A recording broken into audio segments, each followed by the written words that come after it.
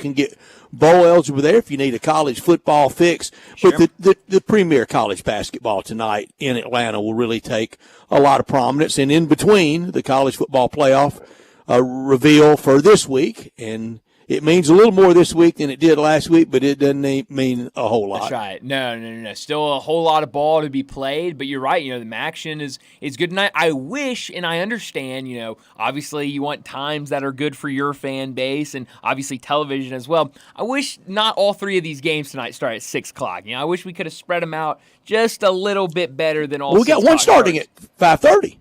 No, I'm talking about the MAC football games. They're all three of those start at 6. I wish we could get one at 6, one at maybe 6:30 or 7, just to space them out just a tad. But hey, all three starting at 6. I guess pick whichever one you want to watch if you need some college football tonight and go crazy. I would tell any fan base tonight, if you want to get really sore and outraged, there's going to be plenty there for you. Definitely. Tonight. I would beg Ole Miss people, don't let tonight drive you crazy, right? Because there's plenty to play out, and reason why I don't feel like tonight's the outrage night is because this weekend you have 21 ranked teams playing this weekend. You have some on open date. Sure. You've got, and at least 2 of those, maybe 3, are ranked versus ranked. So there's 2. There's 2 of ranked versus ranked. I'm trying to find exactly which 2 they are. There's 23 Clemson against 18 Pitt. Okay. And you have 7 Tennessee against 3 Georgia. Yeah. That's according to AP. It'll be close enough. Sure. So it'll be 2 tonight. So somebody's going to lose in 2 of those. Mm-hmm. Yeah. Brian, I'm saying those 2 plus 6 more somewhere in college football this weekend. Whoa. 6 somewhere. I don't know where. I can't tell you right now exactly who it's going to be, but it very well. It's not going to be Ohio State against Northwestern. I don't think it's going to be Texas at Arkansas. There's going to be one in Clemson and Pitt. Mm-hmm. Utah at Colorado. Keep your eye on that one. Okay. Mercer's not going to beat Bama. Nah. Purdue's not going to beat Penn State. Nah. Virginia at Notre Dame. That's a big one. Boston College at SMU. That's another one. Florida at home against LSU. What's Vegas trying to tell us with Florida coming off that performance in Austin, but only a 4.5-point favorite at home against LSU, coming off that performance at home against Bama? Everybody's got this one circled. South Carolina, 12-point favorite at home against Mizzou. Keep your eye on San Jose State at home against Boise State. 6-3 San Jose State. Arizona State at ranked Kansas State. That's another one. And I say scary game for Oregon going to Wisconsin. Rank Tennessee, Georgia. New Mexico State's not going to beat A&M. Cincinnati against Iowa State. Now, you're getting down there in the teens. So that's not going to affect tonight's seeding very much. Kansas at BYU. Look out for Kansas in that one. Yeah, well, I mean, if it affects it or not, chaos. That would be absolute chaos this weekend in college football, and I would love it. And that's why tonight will be thrown in the dumpster.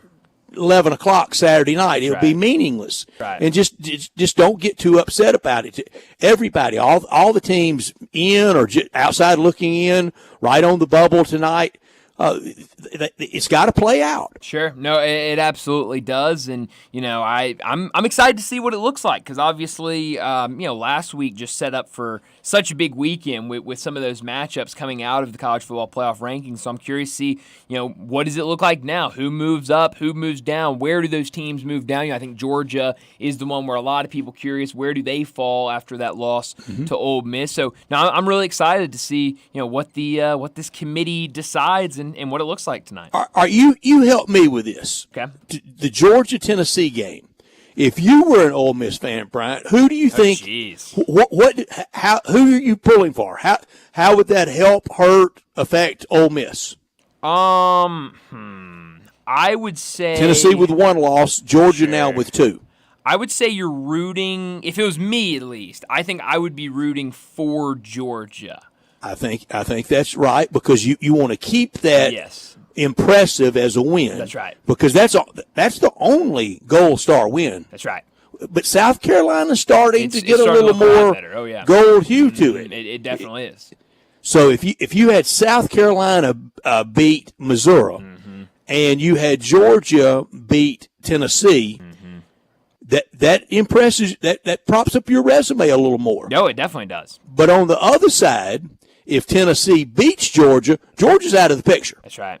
They're done. They're out of the playoff picture, and that takes that. And South Carolina beats Mizzou.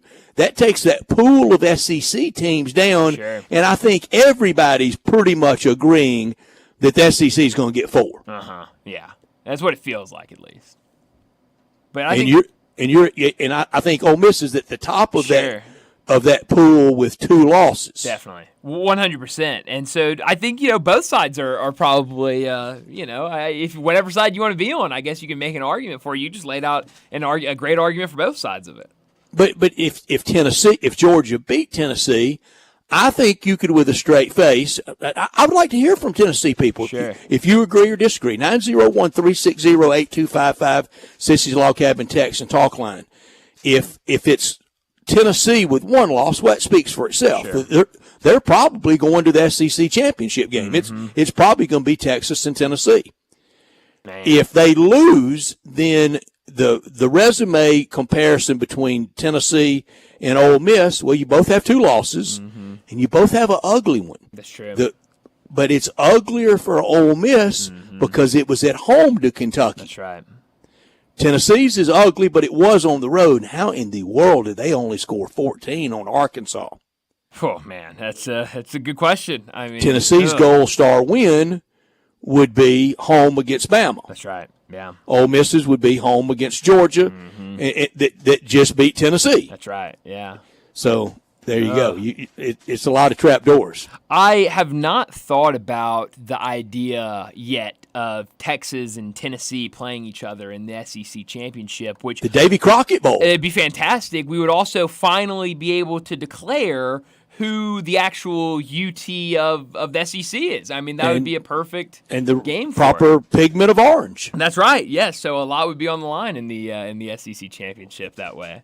It'd be a lot of orange. Wow, that'd be kind of hard to watch on television. Those different oranges all around each other. For old guard SEC, back when it was just 10, heck, back when it was Georgia Tech and Tulane in the league as well. How is this going to hit? And this could happen. Back-to-back weeks of A&M and Texas playing each other in the SEC championship game. Wouldn't that be something? Almost embarrassing. Yeah, well, yeah. I say I don't like using that term unless I can control it, and I can't control it. But I think I would be embarrassed for the league. I think A&M and Texas back-to-back weeks playing for the SEC championship. That would be something. It would be. But hey, John was telling me about all the different tiebreakers and the chaos we could have in the SEC when it came to who gets into the conference championship game. I can't explain them. He explained them. Well, I guess. I can explain the playoff. Sure. I can't explain the SEC tiebreakers. Yeah, well, and I'm not going to try to. He went through all of them. I mean, there's like 6 or 7 of them. I was not a good trigonometry student, and I'm not going to try to be now. And, of course, John, before he laid it all out, he said, Do you know the tiebreakers in the SEC? I was like, no, John, I don't. And then he lays them out afterwards. I'm like, why did you even ask me if I knew all of that? There's no way I was going to know any of that. Did he make a strong case for him knowing? He did. It sounded like he had a good gauge on it and was kind of laying out how all of the schedules could play out. And, I said, let's have chaos. I'm going to go to bed Saturday night after that last Saturday and let Dari Noka tell me on SEC Network. Yeah, you'll just see how it all falls out. You're not going to be doing the math or anything. I bet I'll have a better handle of it. I'm sure. But yeah, it seems. But before that, I can't control it. No, not at all. I'm not going to get too sore over it. No. Why bother? I mean, there's really no point. It will all play out in the end, I guess. But and tomorrow, after we see these rankings tonight, we're going to go through, and I'm going to tell you why everyone in the SEC, at their current number of losses, or if the ones get another one, if I'm on that committee, I would say you go to the back of the line. Yeah, I'm really excited for that. You mentioned that yesterday as well, and I know you make great arguments for pretty much everything we talk about, and so I'm really excited to kind of hear you lay it out for all these SEC teams. I think that'll give us a good idea of kind of where these teams stand. And the simplest discussion point is on the field. Yeah, that's right. I'll give you for Alabama, you gave up 40 to Vandy. I know they're improved. Sure. It's still Vandy. Yeah, no, that's a good point.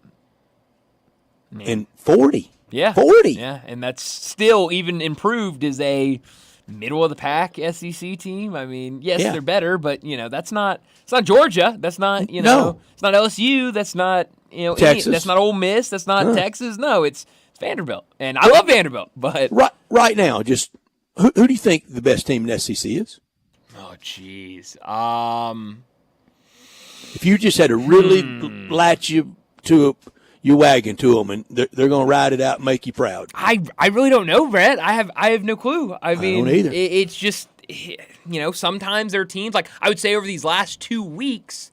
It would be Ole Miss. I've been really impressed with what Ole Miss has done with the win against Georgia, the win, in dominant fashion over Arkansas. 16-point home favorite. Exactly. And then you could say the same thing about it's inescapable. But same thing with Texas. They looked good in some games this year, but they also against Georgia didn't show up. Georgia, it's every team has a couple blemishes on them already. And then the whole Texas and Ole Miss. So let me get this straight. So Texas could not block the Georgia front. And Georgia could not block the Ole Miss front. That's right. Yeah. Yeah. I mean, I don't know. It's kind of a weird year in the SEC, but it's fun. It's made it fun. I really believe in the Ole Miss world right now. There's not anybody, Oregon, Ohio State, Texas. There's not anybody I would fear playing. Yeah. Yeah. Well, that's it, and that's a really good point because I think. If you can't might not beat all of them or any of them, but but it's not. Oh man, that's where it ends right there. We don't have a prayer, right? And that's kind of the thing. If you can't say with a straight face, this is the best team in the conference, then you shouldn't fear any of these teams because obviously, they all have their issues, and I think we've seen in the SEC there are a lot of really good teams, but it feels like a lot of these teams still have issues. I think Oregon. Personnel-wise, I'm just throwing a number out. Their roster probably goes 40 deep, right? Whereas some of those other teams go 35 and 36 deep. And I have talked about for years for Phil Knight what he spent in the last 40 years getting Oregon relevant in every sport to not have any national champions. This may be the year. Yeah. Huh. Wow. So, I mean, yeah, it could be. And I think he's 88. That's right. Yeah. Well, yeah. The clock's a ticking, I guess. I tell my Ole Miss friends we got to hurry up and do it. I don't have much longer. Well, I think I got longer than Phil, though. I'll say, Phil, you're going to beat Phil on that. He might go to one of those cryogenic places, though. I don't know. Jeez, yeah, that's a whole nother story. When you start getting to cryogenics. I'm not doing that. So, no, absolutely not. Yeah, keep me far away from that. You know I don't like cold weather. No, definitely not. I'm right there with you. Well, busy show today for us, so let me go ahead and set up today's show before we get to top and not top story of the day. 3:30, Matt Infield from Action News 5. He'll join us. We'll talk Tigers. Got to talk Tiger football and Tiger basketball with Matt Infield. We'll talk about the Tigers' win over Rice on the football side, and then the basketball side, their road win over UNLV, and maybe preview this Ohio game this weekend, and then senior day as well for the football team against UAB. 3:45, we'll talk some Grizzlies as they'll get back to action tomorrow night. Try to finish up this road trip with 2 games tomorrow night against the Lakers, and then they'll end it later in the week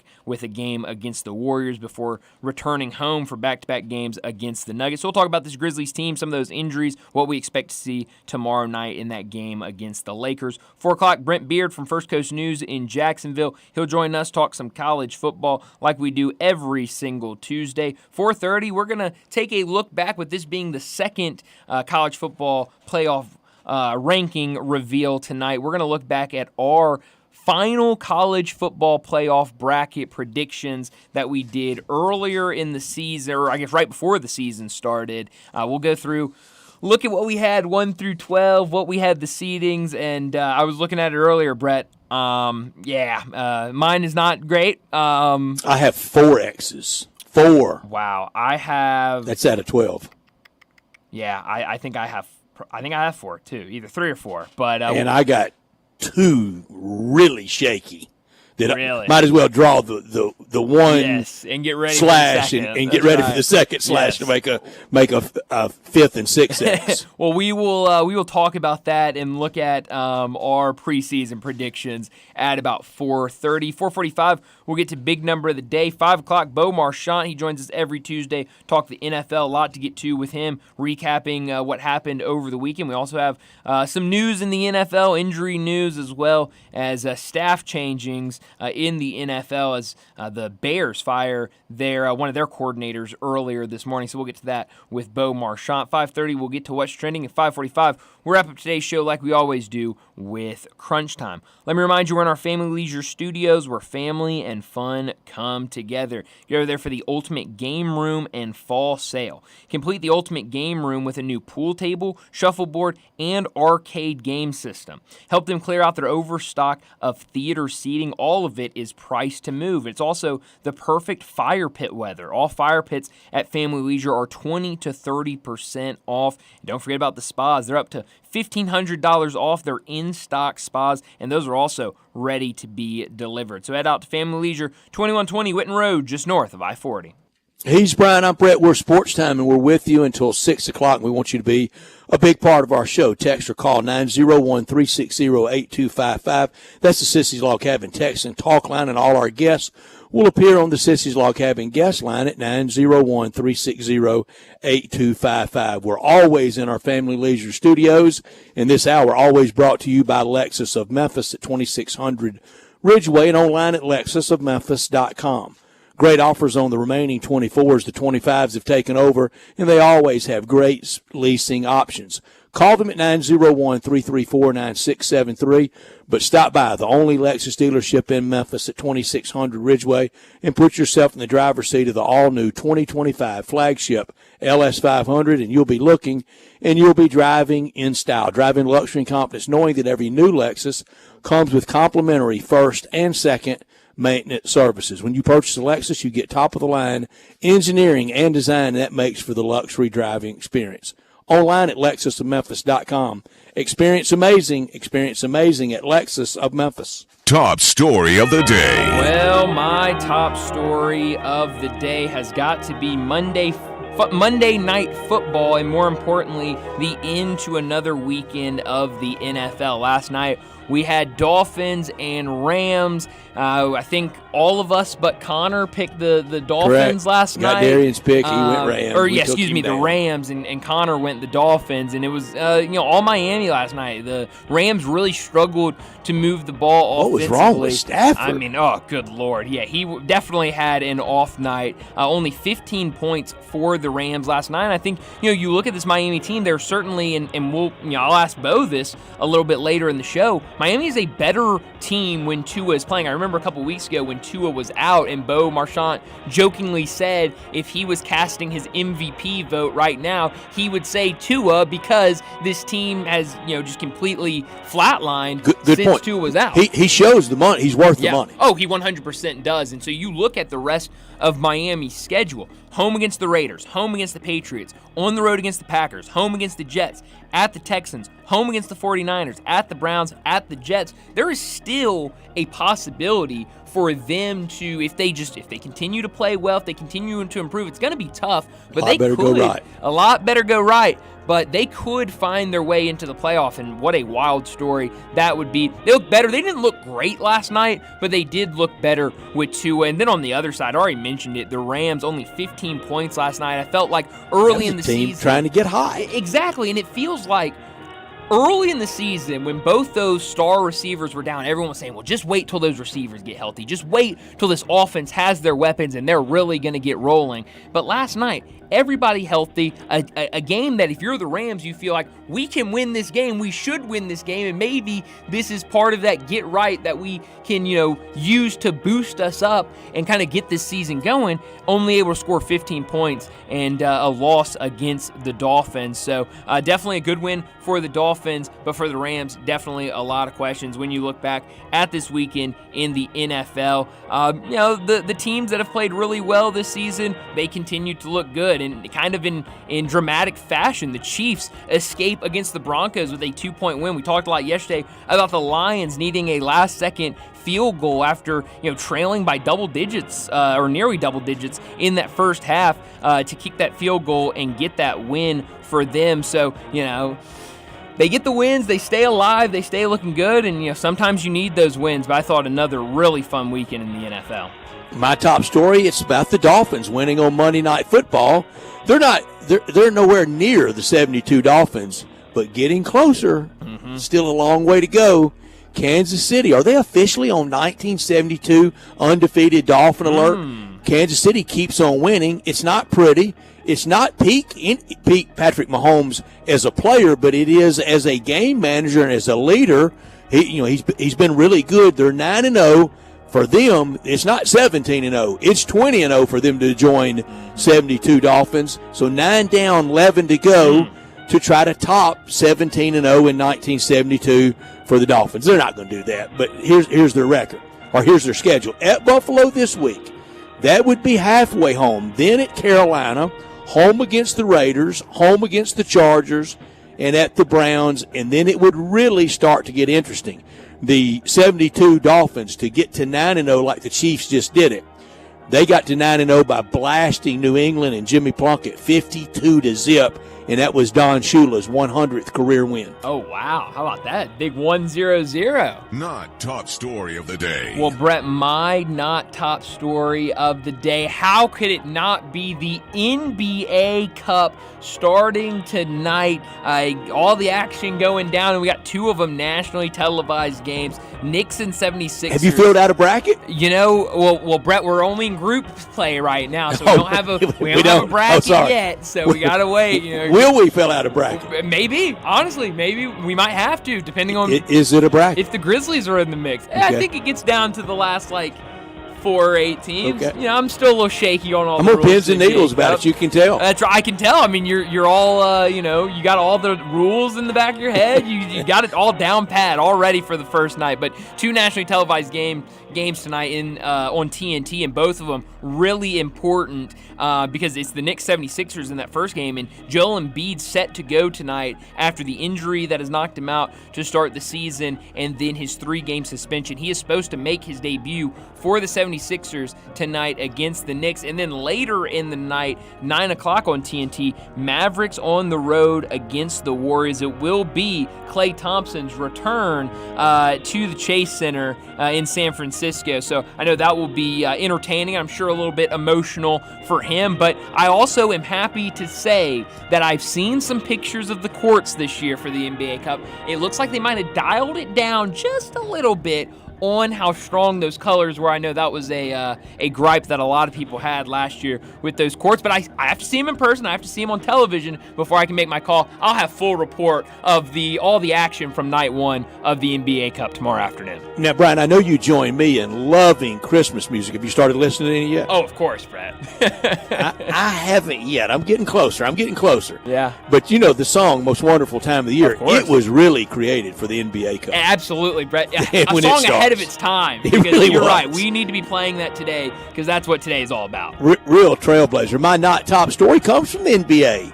Speaking undefeateds, they're not to the 72 Dolphins yet, but they're 12-0. That's right. And that's the Cavaliers, once called the Cadavers in lean years, and now the story in the NBA. Can they really come out of the East, though? It's a fun start, good start, really early. Mm-hmm. But come late May, can they win 4 games over 2 weeks against Boston to punch a ticket to the NBA Finals? Long time until we have that answered.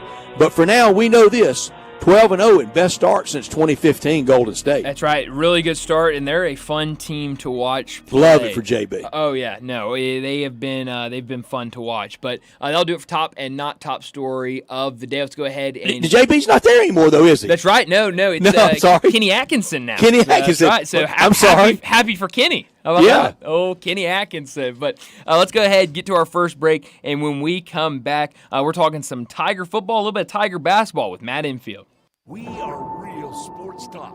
Sports 56 WHBQ. Available on your radio dial at 560 AM and 98.5 FM, as well as around the world online at sports56whbq.com. Take us with you everywhere by downloading the Sports 56 app. And at home, just say, Alexa, play Sports 56.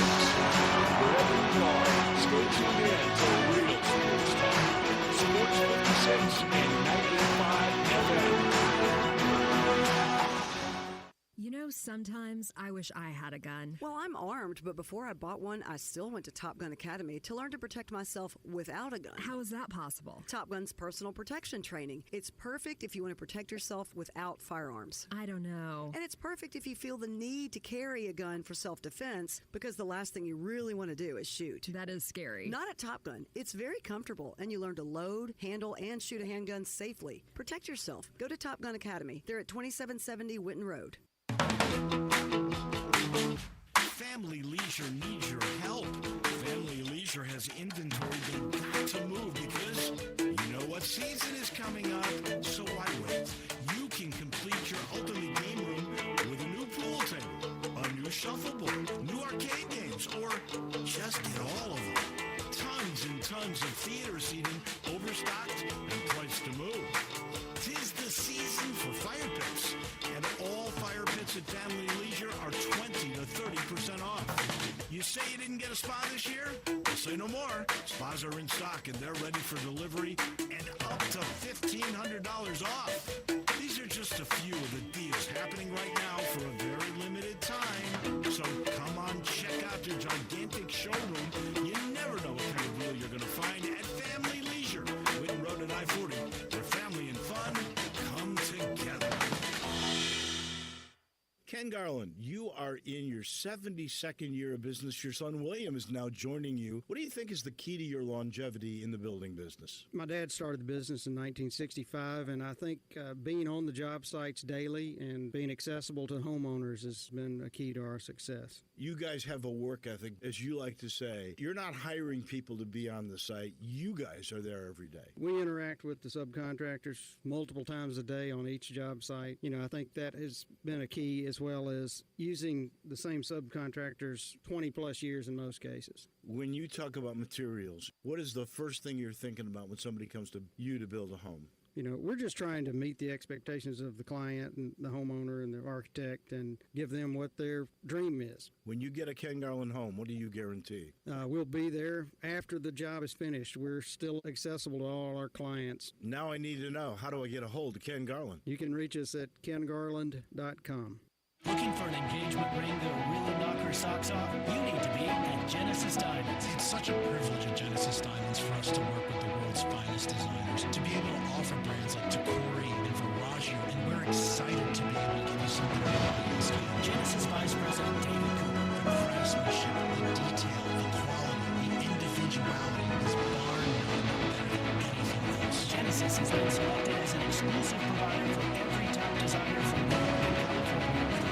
4,000 names to choose from. And if that's not enough, they can create something that's truly one of a kind. They can custom craft you literally anything you can imagine. We have the capabilities to realize any dream you have. Things that other stores may call new, we've been doing for 3, 4, and 5 years already. So don't settle for a medium style design.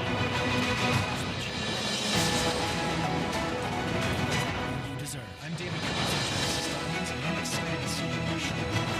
Markets extended.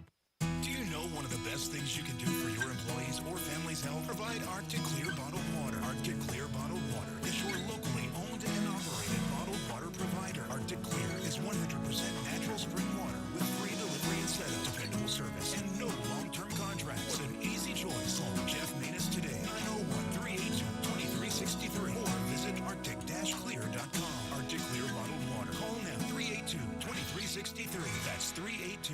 6363. Now back to Sports Time on Sports 56 and 95 FM. This hour is brought to you by Lexus of Memphis. Here are your hosts, Brett Stack Sportsworthy and Brian Davis.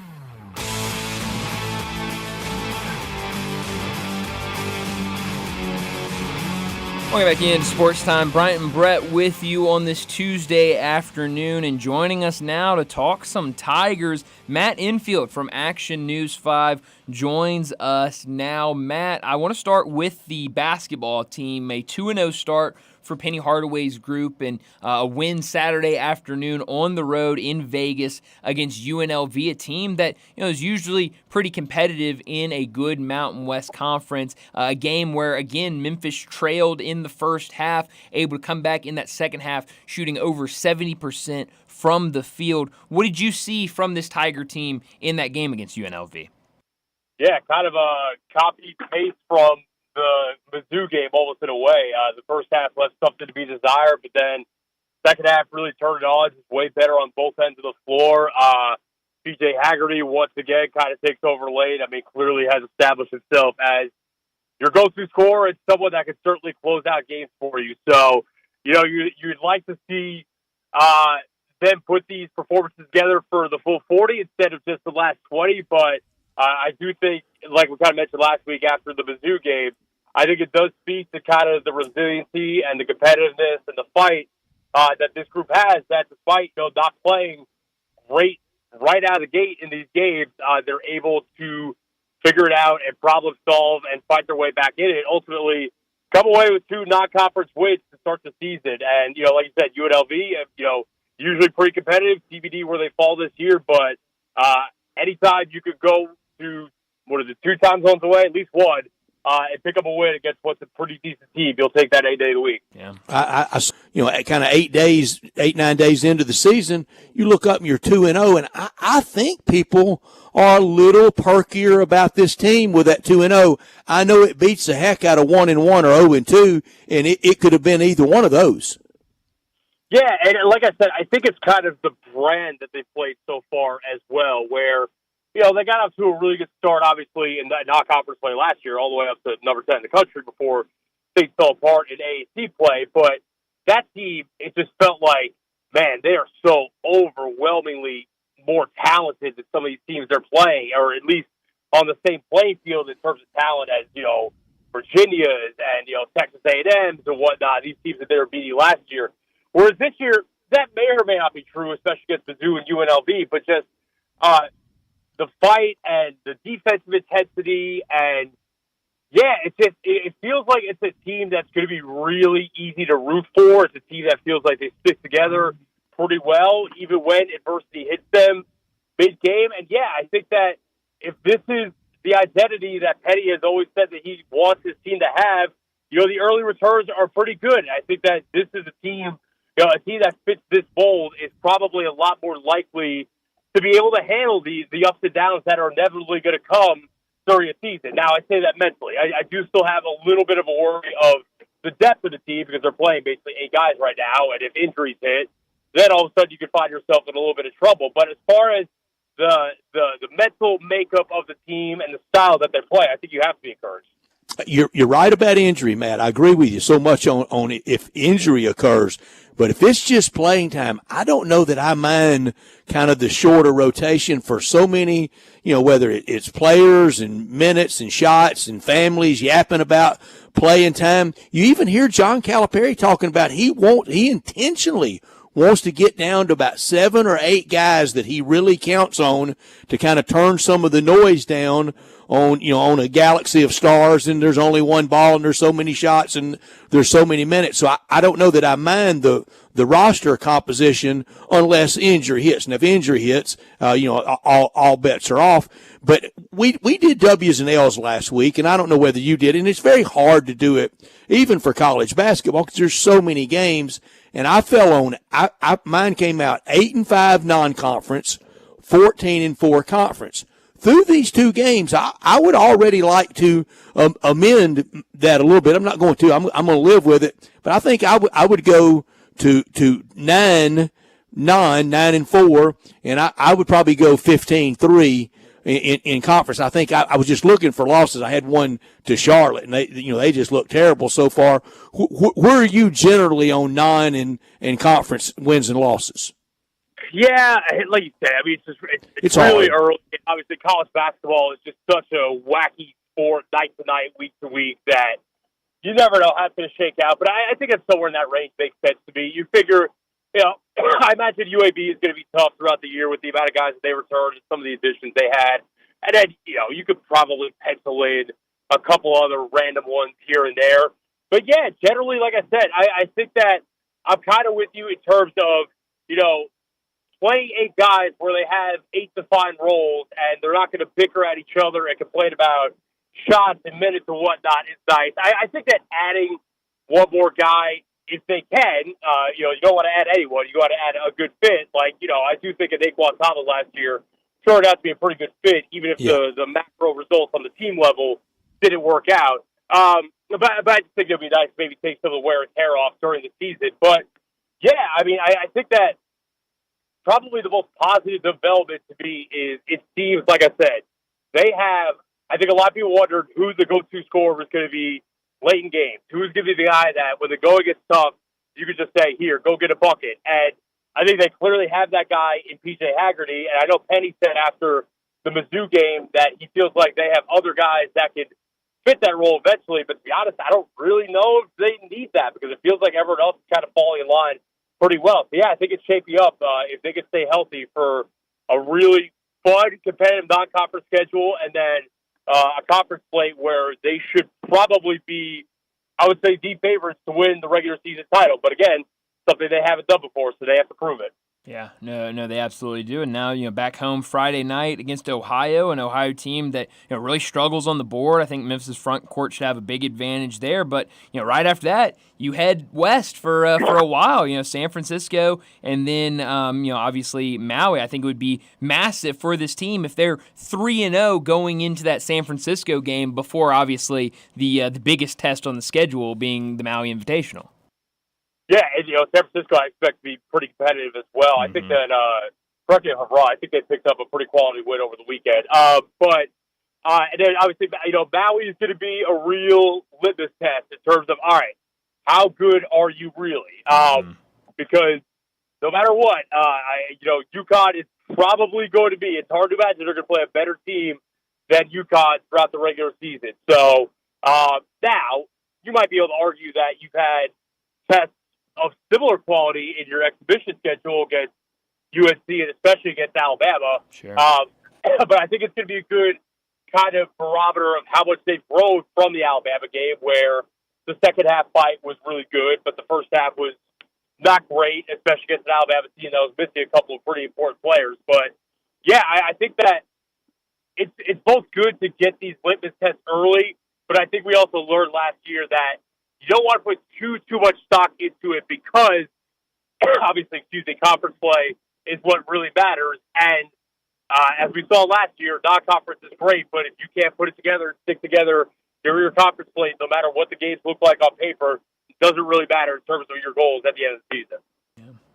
Absolutely. Talking to Matt Infield, he joins us every Tuesday to talk Tigers. Over on the football side, Ryan Silverfield and his team picked up another win last Friday night against Rice, a game where it kind of came out slow. Seth Hennigan throws an early interception. Rice, they're able to hold them to 2 field goals, 6-0. But then after that, Tigers able to turn it around and win that game by 7. But now, this coming up weekend against UAB, it's going to be senior day. I know it's going to be very important for a lot of those guys, especially Seth Hennigan and some of those other guys, several guys from this area that will be represented on Saturday for Senior Day. Yeah, Greg Rubin certainly comes to mind as well. And yeah, I mean, it is kind of wild that this Saturday is the end, assuming they don't play in the Liberty Bowl again, which I don't think is going to happen. Yeah, Saturday's the last time that Seth Hennigan will ever play football at Simmons Bank Liberty Stadium. And I think it'd be interesting to think about down the road kind of where he falls in terms of, recent Memphis quarterbacks and the place he has in the program history. Obviously, as far as stats go, the passing yardage and the passing touchdowns and whatnot, the most accomplished quarterback in the history of the program. how do people remember him in terms of eye test compared to also like Brady White, who obviously took them to the Cotton Bowl, or Riley Ferguson, who had a really incredible 2-year stretch, or Paxton Lynch, who obviously the NFL career didn't work out, but still got drafted in the first round, largely, because of what he did here at Memphis. So all that stuff we'll figure out later on. But I will say Seth has been, I've covered Seth for 3 seasons now, and he has been just a wonderful representative of the program. He carries himself around, and he stuck it out in a day and age where guys hop around from team to team, program to program, looking for the bigger paycheck and next best opportunity. Seth has stayed loyal to Memphis, even though things haven't always been perfect. So I think that he'll receive a very, very warm reception on Saturday as part of his senior day festivities, as well as some other guys. But I think Seth really deserves it for sure. He sure does, Matt, and he has been a great representative and obliterated the record book and been a big-time winner, big-time bowl winner. And his head coach, Ryan Silverfield, we so often in the media and as fans, we want accountability. We want them to stand up there and take it when they lose. What Ryan Silverfield does, but even that doesn't seem to be enough to some loud critics. Yeah, I think the tough thing for a lot of fans to swallow this year is just, obviously, 8-2 is a great record on paper. I just think that the tough thing for a lot of fans to swallow this year is, with all the hype and the expectation going to the season, those hopes for certainly the college football playoff, and mathematically they are still alive for the conference championship, need to win out and need a lot of help, admittedly. But the tough thing is that the big hopes for this year were pretty much extinguished before Election Day, and I just think that some fans are kind of had the thought of, if not now, then when? And to be fair, they could hit a home run in the portal this year, or one of these young guys at quarterback could step in, sure could, and blow our doors off right away next season, and that narrative could. But I do think that a lot of fans are kind of thinking to themselves, man, we were so well set up for this year with the 4-year starting quarterback, the continuity of the coaching staff, the weapons returning, the defense coming off a big-time performance in the bowl game.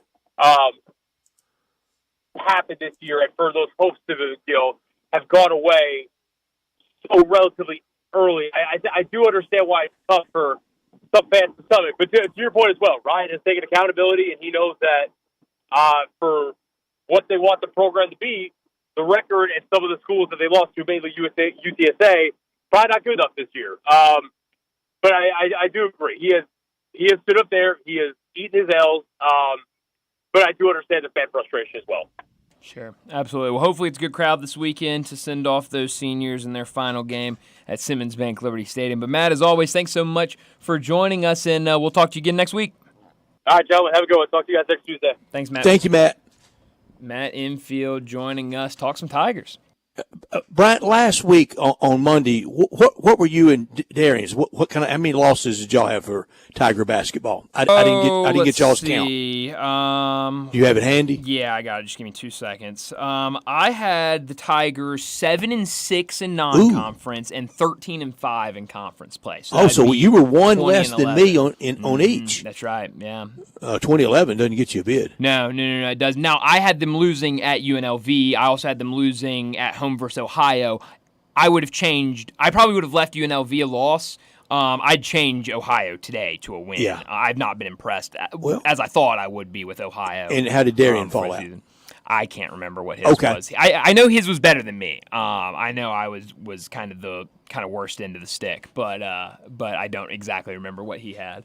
Yeah, I feel I didn't feel terrible, but I didn't feel great either. But I feel a little better now about Tiger basketball on Friday night at home against Ohio, and that anything but a gimme. Sure. I mean, it'll be a competitive game with under 4 timeout coming out of the break. Yeah, definitely. And so, I mean, I think, for anybody, if you're going through, and doing wins and losses, it's so hard because there's just so much unknown, so many new pieces. Yeah. I mean, I had a loss to Charlotte. They're terrible. Tomorrow night in the American, and I say pretty big night for kind of league reputationally and for maybe little puffiness. Sure. North Texas at Minnesota, they're both 2-0. Yeah. North Texas could be if it gets 2 bids, they could be a second bid. Sure, 100%. Yeah. And always a great game. Tulsa at home against ORU. Yeah, that's a big one as well. If Tulsa could pull it off, Oral Roberts has had that history and kind of being in the tournament. Also, a game tonight, FAU on the road against UCF. If they could pull that upset, that would be a huge win for the conference. I did it this morning. I looked at it. I thought, boy, that's a good one. Why are they playing the AA? Oh, they're not in the AAC. That's right. Yes, that's right. Yes. I had JB in Cleveland. I had UCF in the AAC. It's one of those days. It's a Tuesday, that's for sure. But let's go ahead and get to another break. When we come back, we'll still talk some basketball, but we'll move over to the NBA and talk about the Grizzlies. No game for them last night, no game for them tonight, but they're back at it tomorrow night in LA against the Lakers. So we'll talk Grizzlies. That's next on Sports Time. Add a little fun to your lunch break. Join Johnny Radio for Sports 56 Happy Hour from 11 to 1 every weekday on Sports 56 and 98.5 FM.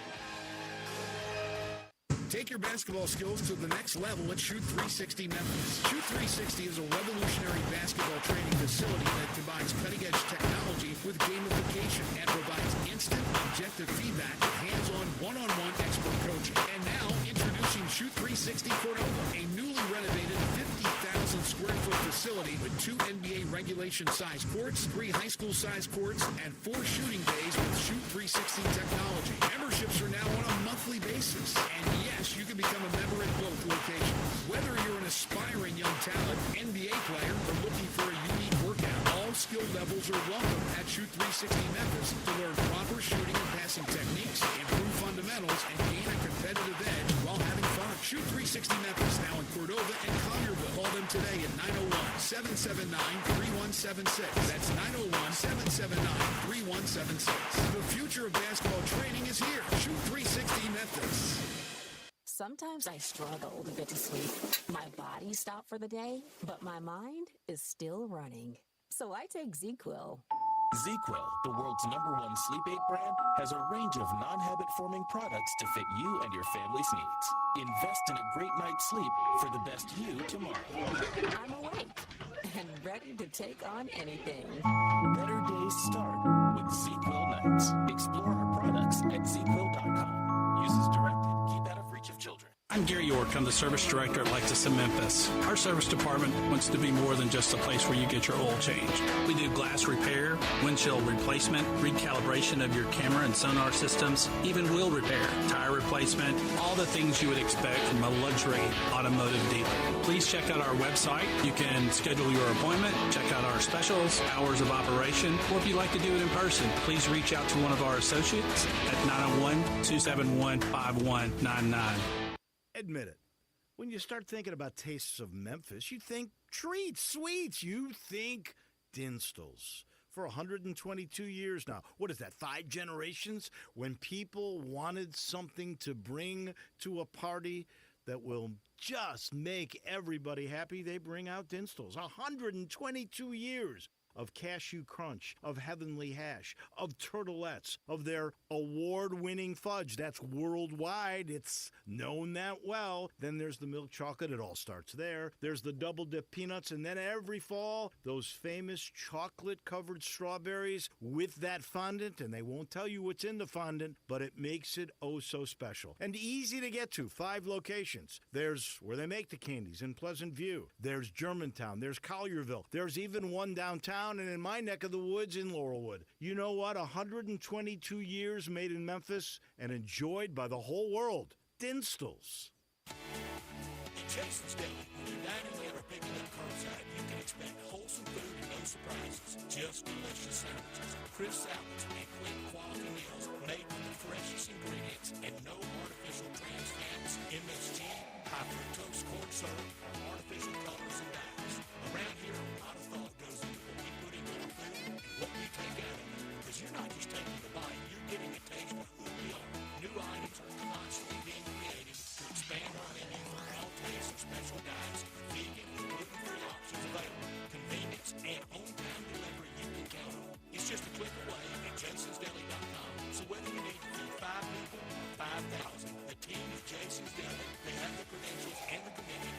satisfied. Freshness is nearby. Jason's Deli locations at Ridgeway in the Parkway Center, Upper Highland, Germantown Road in Cordova, and Goodman Road in Highland Ranch. Jason's Deli is wholesome food and no surprises. Now back to Sports Time on Sports 56 and 95 FM. This hour is brought to you by Lexus Supremacy. Here are your hosts, Brett Stacks, Norsworthy, and Brian Davis.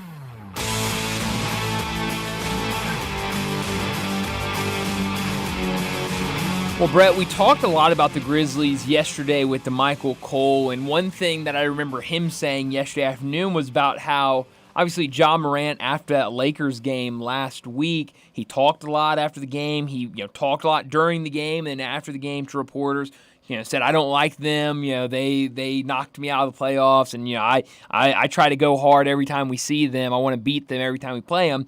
But now, 1 week later, these two teams will meet again tomorrow night, but this time it will be without Ja Morant. And I'm sure the way that last game went, and especially those comments by Ja Morant, the Lakers, they're going to be ready to go tomorrow and maybe get a little payback on their home court.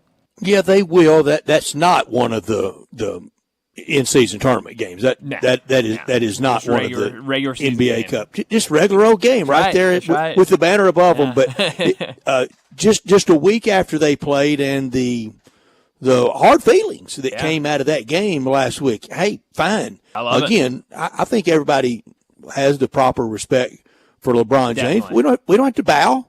Right, absolutely. No, I loved it. I came in the next day saying how much, it fired me up, seeing Ja, make the basket. And, he makes one basket, he does the too little, and then he runs down the court. Ja makes a basket over him and does the too little right back. So both of them going at each other. I mean, it was so fun because, there's a lot of times, Dylan Brooks, where, somebody will go at LeBron James, and LeBron James is kind of, okay, cool, I'm not worried about you. But when Ja Morant did it, he wanted to go right back at him, and I think that shows the mutual respect that LeBron also has for Ja Morant and his future in this league. Yeah, I'm trying to look and see when's the next time the Grizzlies go to play the Lakers. Do they get them again? Is that one of the years that you just get them 3 times? Good question. I am not sure. Let's take a look. I don't see I see the 2 trips for the Clippers. They don't share the building anymore. That's right. I can't find it. Yeah, but it looks like this is it.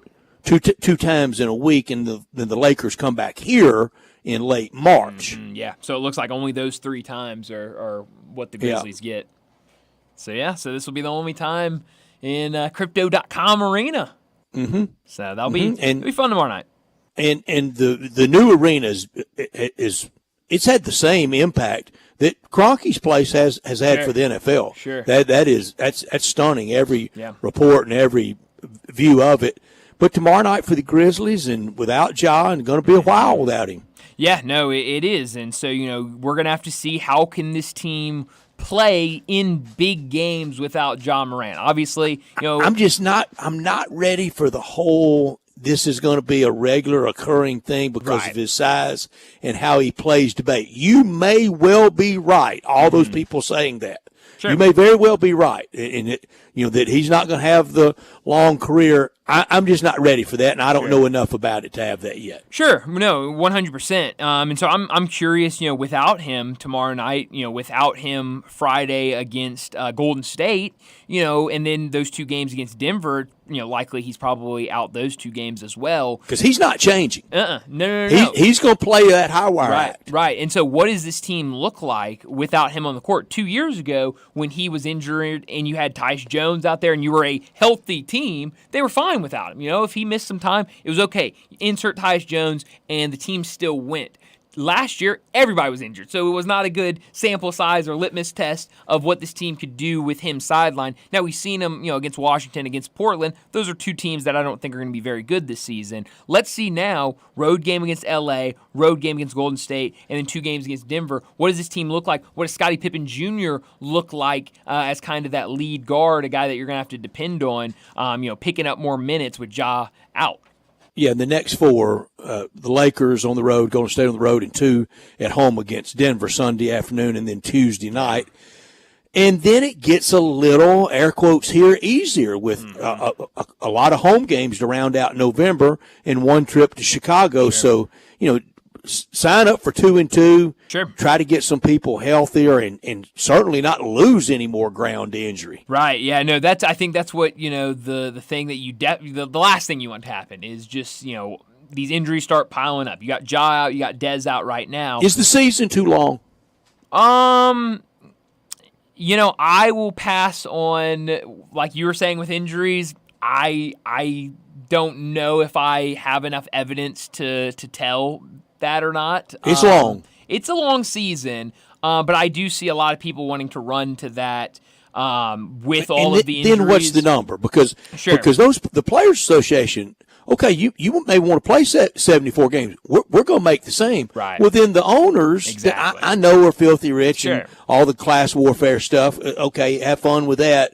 But they didn't get that rich going, well, now you're playing less dates and my building's being used less. Right, yeah. I'm making less. Yeah. No, I mean, it's a tricky conversation. And, I think right now there's a lot of injuries in the league. It's not changing. I think we can go ahead and put that to rest. But, I don't want to immediately say. It's too long and it's not changing. Right. Yes, yes. But I don't want to immediately jump to there's a lot of injuries in the NBA right now. And the reason it is because there are too many games. So, I do think it is a tad long, but, it's not changing. Epidemic hamstrings right now. It's everywhere. And it feels like every single day when you look at NBA news, it's another guy injured, another guy out, and big names. It's not, rotation guys. It's big names that are missing times for these NBA That fills teams. those buildings of those owners. Yeah. So that's some give and take there. Sure, definitely. I mean, it's certainly a complicated issue, but I think it's going to take a ton to make anything change. But let's go ahead and wrap up this first hour and get to a break. And when we come back,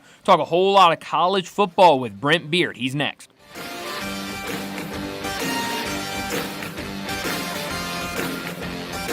Sometimes you just want the naked facts, like the fun that comes from the quick and nimble 2024 Honda CB500F. This naked-style street bike sports a narrow 471cc twin, along with a sleek TFT display, dual-disc front brakes, and standard ABS, all at an affordable price. Find fun in all the right places in the 2024 Honda CB500F. Available at DeSoto Honda, 5656 Women Road in Olive Branch. You or someone you know or care about has dealt with a difficult divorce. When facing divorce, you need the attorneys at Rice Law. Nick and Larry Rice lead the firm with 3 generations and 7 decades of experience. Located in Memphis, serving the entire state of Tennessee and North Mississippi. Rice Law is who you need to call. Simple or difficult divorce, they know how to handle it. Call Rice Law at 901-526-6701, or for more information, visit them at aboutdivorce.com. That's aboutdivorce.com. I'm still going for it, even with higher stroke risk from atrial fibrillation, and a regular heartbeat not caused by a heart valve problem. Over a 3-year study, Eliquis apixaban tablets reduce stroke risk better than warfarin, and over 97% of Eliquis patients did not experience a stroke. A first stroke occurred in 2.9% of warfarin patients versus 2.3% of Eliquis patients. Don't stop taking prescription Eliquis without asking your doctor. It may increase your stroke risk. Eliquis can cause serious and, in rare cases, fatal bleeding. Don't take Eliquis if you have an artificial heart valve, abnormal bleeding, or antiphospholipid syndrome. While taking, you may bruise more easily or take longer for bleeding to stop. A spinal injection while on Eliquis increases risk of blood clots, which may cause paralysis, the inability to move. Get medical help right away for unexpected bleeding, unusual bruising, or tingling, numbness, or muscle weakness. Medications such as aspirin products, NSAIDs, SSRIs, SNRIs, and blood thinners may increase bleeding risk. Tell your doctor about all planned medical or dental procedures. Learn more at Eliquis.com or call 1-855-ELIQUIS. Simple, smooth, and every sip is easier to last. Tito's handmade vodka tastes just as good with tap water as it does your favorite mixers. Back in the day, Tito distilled, hand-bottled, taste-tested, sent out to a few friends, then taste-tested again to give you the finest juice around. No frills, no flavors, no fancy labels, just the good stuff, just Tito's. For recipes, videos, and more, visit Tito'sVodka.com. Distilled and bottled in Austin, Texas. 40% alcohol by volume, namely 80 proof, crafted to be savored responsibly. I'm with John Burgos from the world-famous Rendezvous in the Alley since 1948. Brett, we have catered parties all over this country and all over the world, from Singapore, Australia, to Central Park in New York. But many people don't realize how much we do locally. For holiday events, office parties, tailgating, birthday parties, you can't do better than the Rendezvous. For example, you can get a cheese and sausage tray for 15 to 300 people for $3.75 per person. You can even build your own nacho bar for $10.50 per person. All you need is a minimum of 15 people. In many cases, we can arrange delivery and full-service catering.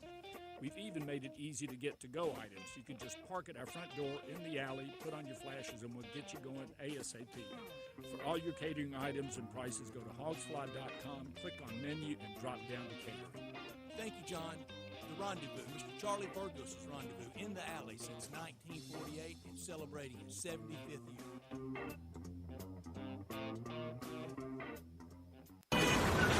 Sports 56 traffic. Good afternoon. Starting to build now on some of the major outbound routes. Still looks good, though, through the construction zone over here as we check it out live on 55 north and southbound between Macklemore, South Parkway coming out of the Midtown area. It's trying to get busy. Certain sections there of Midtown, especially I-40 over here at Chelsea. It looks good right now. 40 east, let's say from Hollywood all the way over to White Station. Affordable, compassionate veterinarian care going on right now at the Humane Society. If you'd like to adopt one of their pets, check out their website. They're on there at memphishumane.org. I'm Commander Chuck with your on-time traffic. This is Original Sports Station. We are Sports 56, WHBQ Memphis, and W253DF Memphis. College football talk every Tuesday with Brent Beard, Heisman voter, and on Twitter X at Brent Beard. SEC, ACC, AAC, we talk it all with Brent. Here's Brent Beard with Bryant and Brent. Brent Beard joins us now to talk some college football, as today's the day we'll get our second taste of the college football playoff rankings, as those will come out later tonight on ESPN. But I want to start off with the SEC, Brent, and talk about those two big games. Pretty much after we got the rankings last week, these two games only got bigger. Alabama and LSU, a lot of people saying an elimination game for one of those two teams, and then Georgia and Ole Miss. So I'll ask you this. Which was the more impressive win? Ole Miss beating Georgia at home in the way they did it, very convincing fashion, or Alabama on the road at LSU picking up a big win? I don't know. I'd probably split hairs there. But they just did it different ways. Mm-hmm. Bama more, I would say, just kind of bludgeoned LSU. They ran for over 300 yards. I think Ole Miss was more effective throwing the ball, even in the weather, and even with Jackson Dart getting hurt. Certainly defensively, they both did fine. I think I'm more impressed lately with what Pete Golding's done with Ole Miss defensively as much as I am anything they're doing offensively right now. So they were both very important wins that they kind of did it in different ways. And they both had to have them. If Alabama had lost, they were out. If Ole Miss had lost, they were out, and neither can lose again. And Alabama's schedule is pretty simple the rest of the way. And Ole Miss will be favored in both of the two games the rest of the way on the road at Gainesville, that I hope I see you attending, Brent, and at home against Mississippi State the day after Thanksgiving. And they'll be favored in both of them, but that doesn't mean it's mail it in, because it's still the Swamp and it's still your biggest rival. Let's talk about the Swamp. Boy, it really is the Swamp. Who survives? Scott Strickland, Billy Napier, Todd Golden, or nobody? They have put at least a temporary situation for Napier by Scott Strickland, I think, coming out last week and saying that he is our coach. It didn't really give a time frame.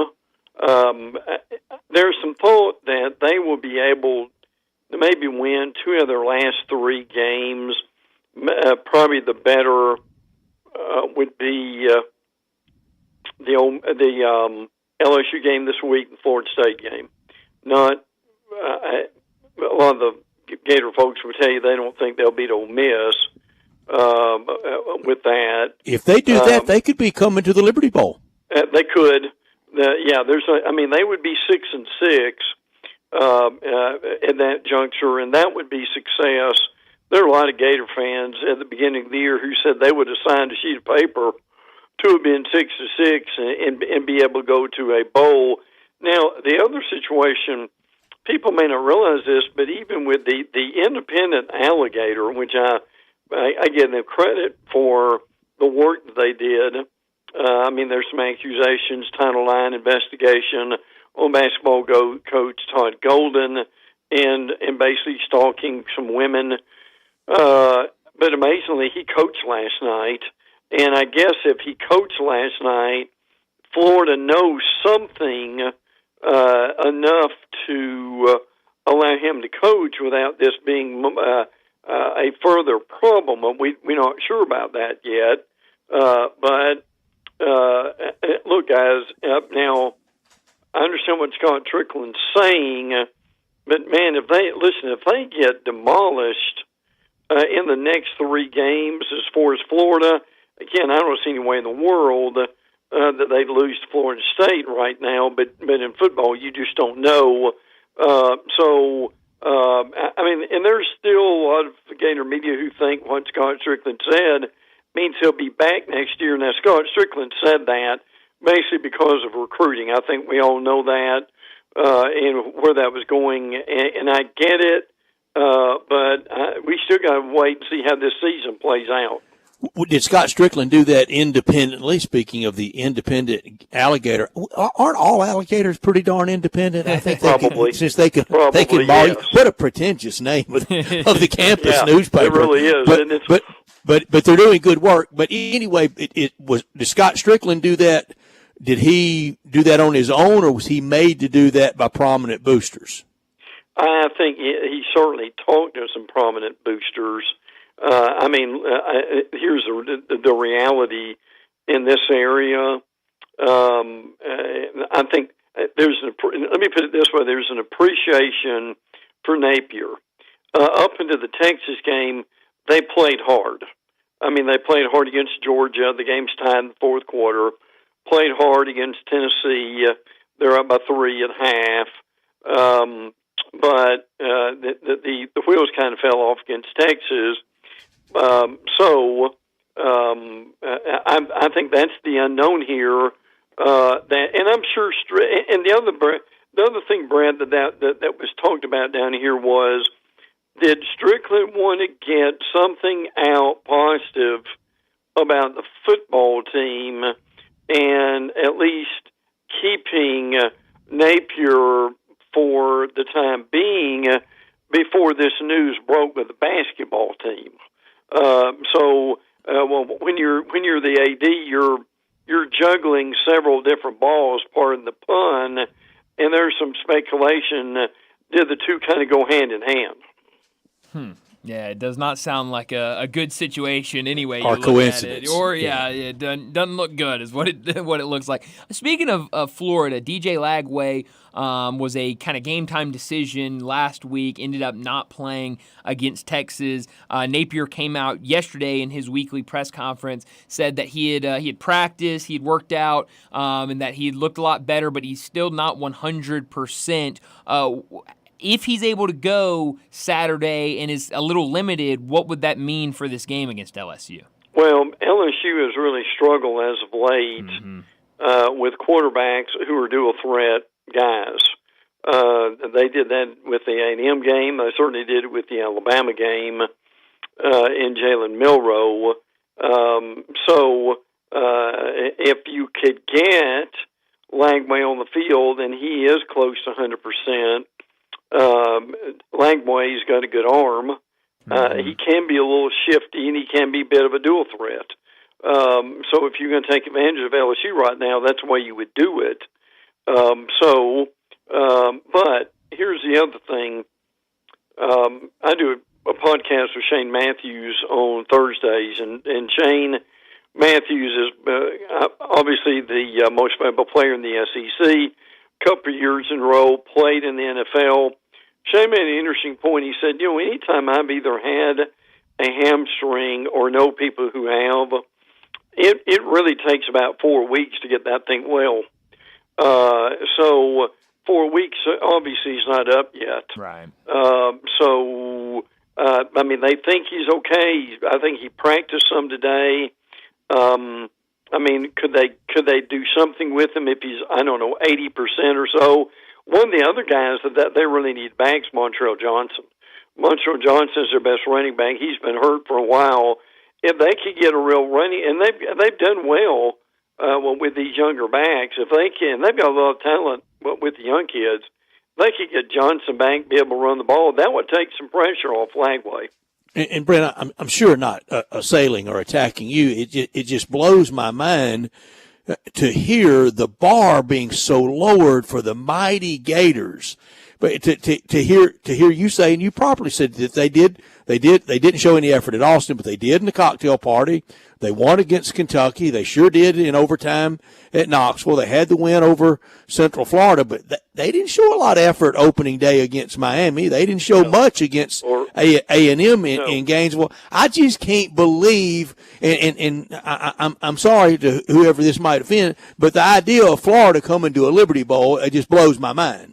Well, I agree with that, but where they've been as of late, going to the Liberty Bowl would be a treat. And yeah, there's no doubt. I mean, the bar is lowered.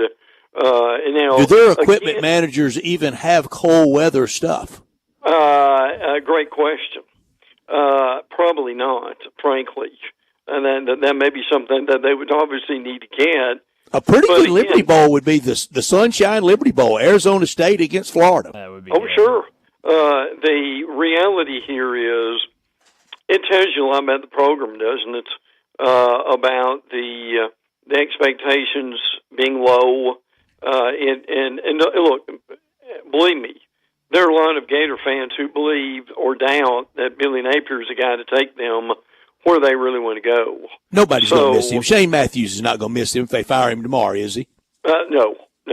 And Foley and Spurrier and Werfel and I mean, just could count million. We come up with 100 names of people that expect better out of this. Tebow. Yeah, and you know what? That really brings to a really good point here. And I've told some Gator clubs this that the expectations for this program need to be a lot higher than they are. But when you look at who they've hired over the last 10, 15, 20 years, I mean, after you went past urban guys, it has been, frankly, it has been a struggle. And Brent, I can remember, and everybody it was like a night at the Chuckle Hut when Jeremy Foley called into Will Muschamp's show as Bill from Ocala and gave him and then later, fessed up it was him calling and gave him a vote of confidence in season, and he was fired at the end of the year. Oh yeah. So Bill from Ocala. Yeah. So but that's really kind of, unfortunately, where they are. I mean, they want to establish a recruiting class, but the recruiting class is not that great either. Again, their real strength is in Lagway and these younger players. I mean, freshmen and sophomores.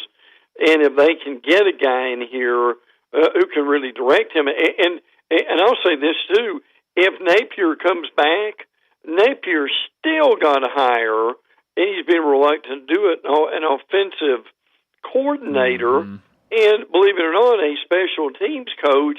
Look, that botched snap in the Georgia game on the field goal that they were trying to get almost cost them that ball game. They've had some memorable special teams play, but all this goes back to say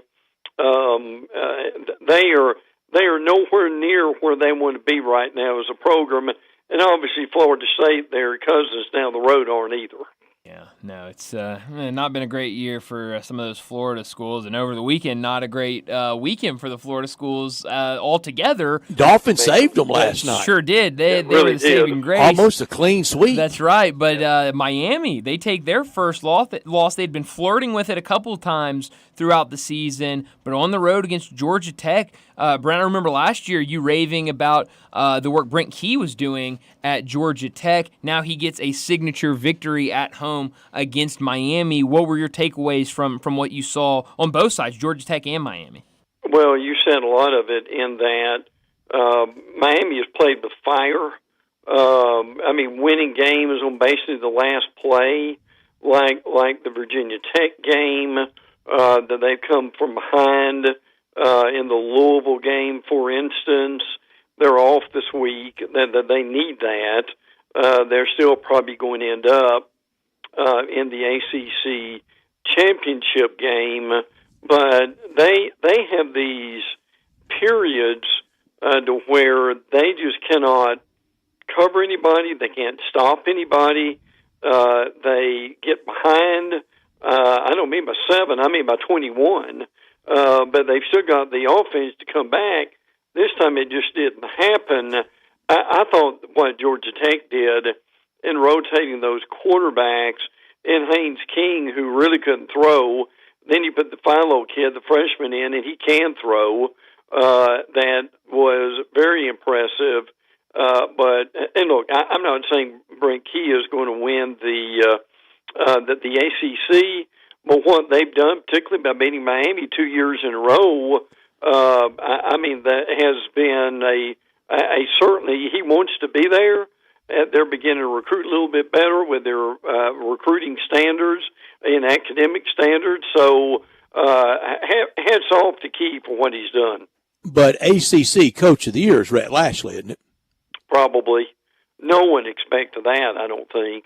And remember how close that game was, Bryant, late that Saturday night in week 0. Mm-hmm. That Saturday night against Nevada, that comeback, look how big that is now. Oh, yeah.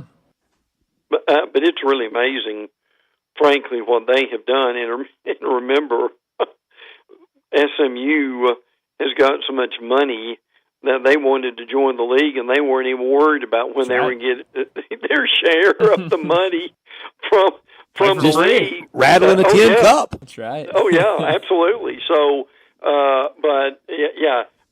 kudos to Lashley and what they've done. Do they get 2 in? Boy, that's the question.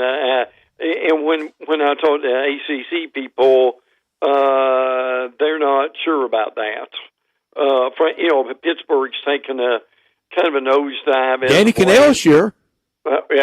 Although they've had, probably right now, unless Miami stumbles before the championship game, it may just be one. So that's something to watch. But what I'm wondering about, circling back to SMU real quick, how hot a commodity is Lashley going to be from agents and ADs wanting him to come to their school? And there are Arkansas people with his ties to Arkansas and in state. There are Arkansas people that want him if they have to make a move with Sam Pittman, but it doesn't sound like Arkansas really wants to make that move. I think a lot of these places, Brent, want to hang on to this money because they want to spend money on players instead of coaches that aren't working. Tell me this, tonight when you watch the college football playoff committee unveil for tonight, what are you really concentrating on? I'm probably where does I know Bama will possibly go up some, but what I'm also interested in is what are they going to show us with in Indiana and some of these other schools? I mean, a lot of people are not happy with Notre Dame. I mean, they're still winning, but with their schedule and where that is, I mean, we talked about SMU a few minutes ago. Where are they going to be? Where's Boise State going to be? I think I'm more fascinated right now in where some of these schools that have not that they don't have the brand that the ones we normally talk about, and what's going to happen with that. I Frankly, think Ole Miss. No question. I think is it Hunter Yurachek's job on that committee to go in there and fight like hell for every SEC team? Do you think it's incumbent on him to do that? Because I don't want to hear, well, when the SEC comes up, I have to step out of the room. Yeah, but you can step out of the room and still fight for those other teams. Sure you can. Sure you can. There's no doubt about that. I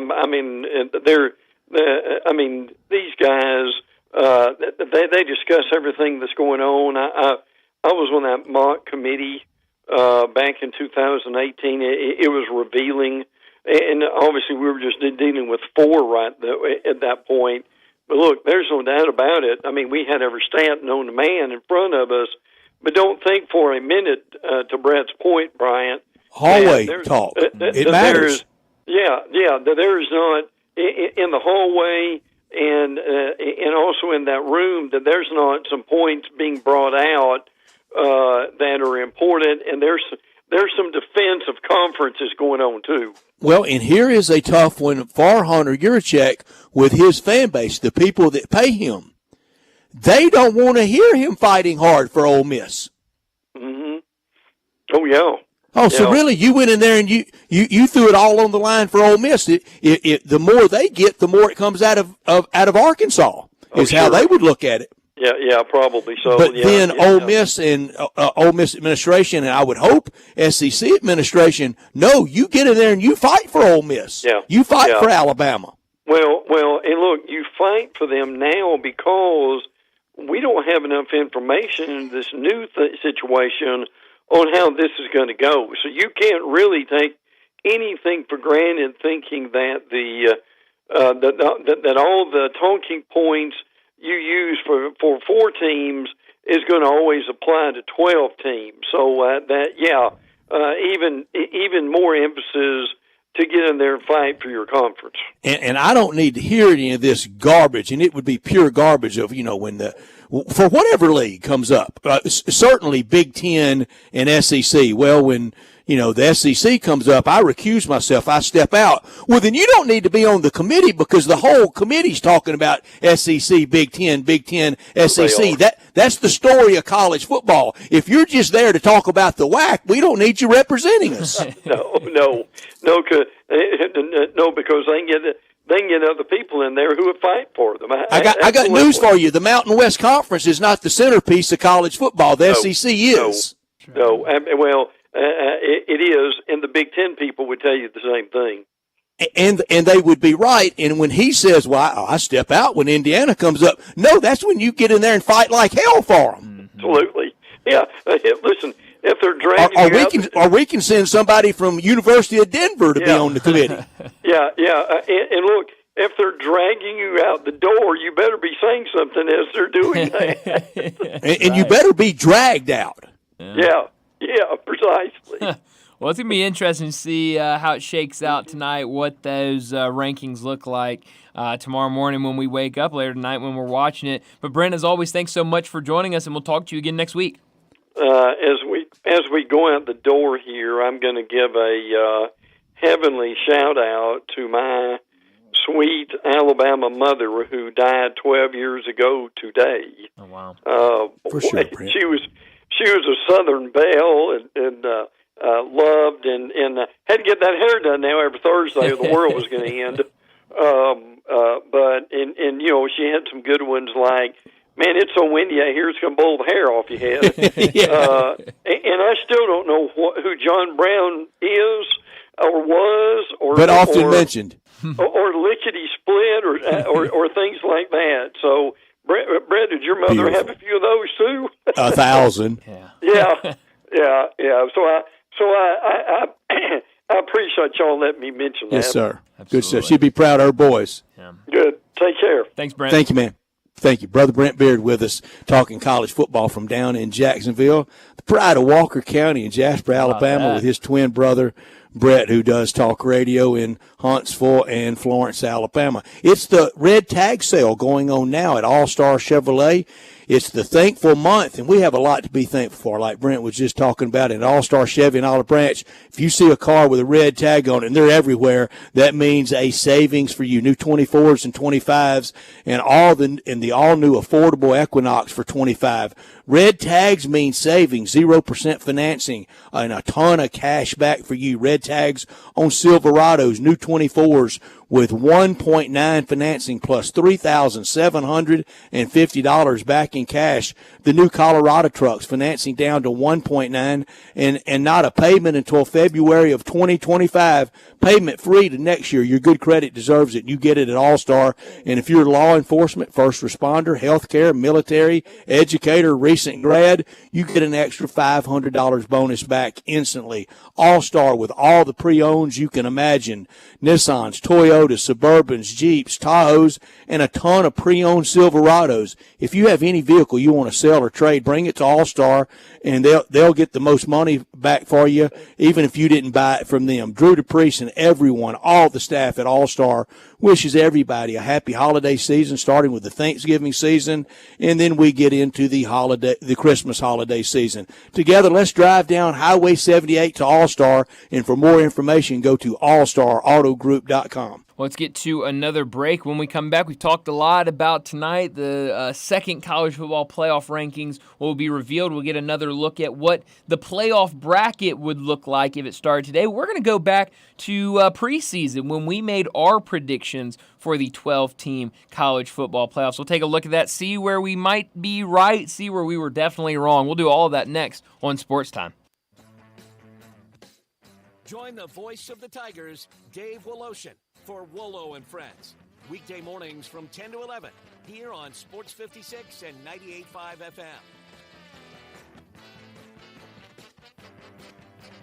Guns, guns, and more guns. Over 700 firearms in stock. Home defense guns, old guns, new guns, used guns, big guns, little guns. Every gun you can think of, Classic Arms has them. All brands like Glock, Sig, Colt, Ruger, Smith & Wesson, Browning, Beretta, Benelli, Remington, Winchester, and more. Guaranteed lowest prices in town. Only gun importer in the Mid-South. Free gun inspections and appraisals and free bore sighting for the upcoming deer season. Shop online at ClassicArmsOfMemphis.com or visit Classic Arms at 1740 Germantown Parkway behind Quirky's Barbecue in Cordova. Thinking about buying a lab-grown diamond versus a natural diamond? Before you make a decision, get the facts at Genesis Diamonds. We have professionals, certified diamond graders, people who have been in the industry for 20, 30 plus years, who are able to educate. Nadia Ganizer at Genesis says Genesis carries both natural and lab-grown diamonds and can all the pros and cons. So if they have a question about lab-grown diamond value, we will explain that. We'll explain the difference in price. We'll explain what to expect in the future. Nadia says beware. A lot of jewelry stores are using the popularity of lab-grown diamonds to outrageously mark up these stones. Some retailers charge unreasonable amounts for lab-grown diamonds, and I think that they do take advantage of customers. But at Genesis, their low price margin philosophy is the same for natural and lab-grown. Our prices still Get the education and value you deserve every day on every diamond. Genesis Diamonds at Poplar and Perkins Extended.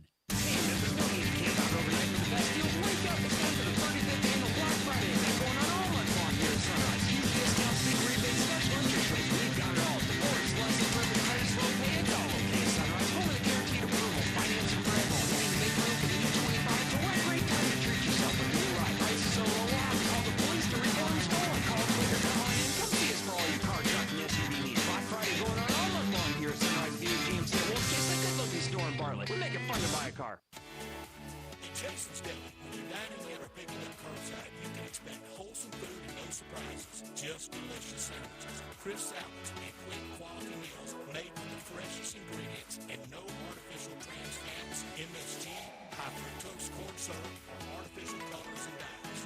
Around here, a lot of thought goes into what we put into our food and what we take out of it. Because you're not just taking a bite, you're getting a taste of who we are.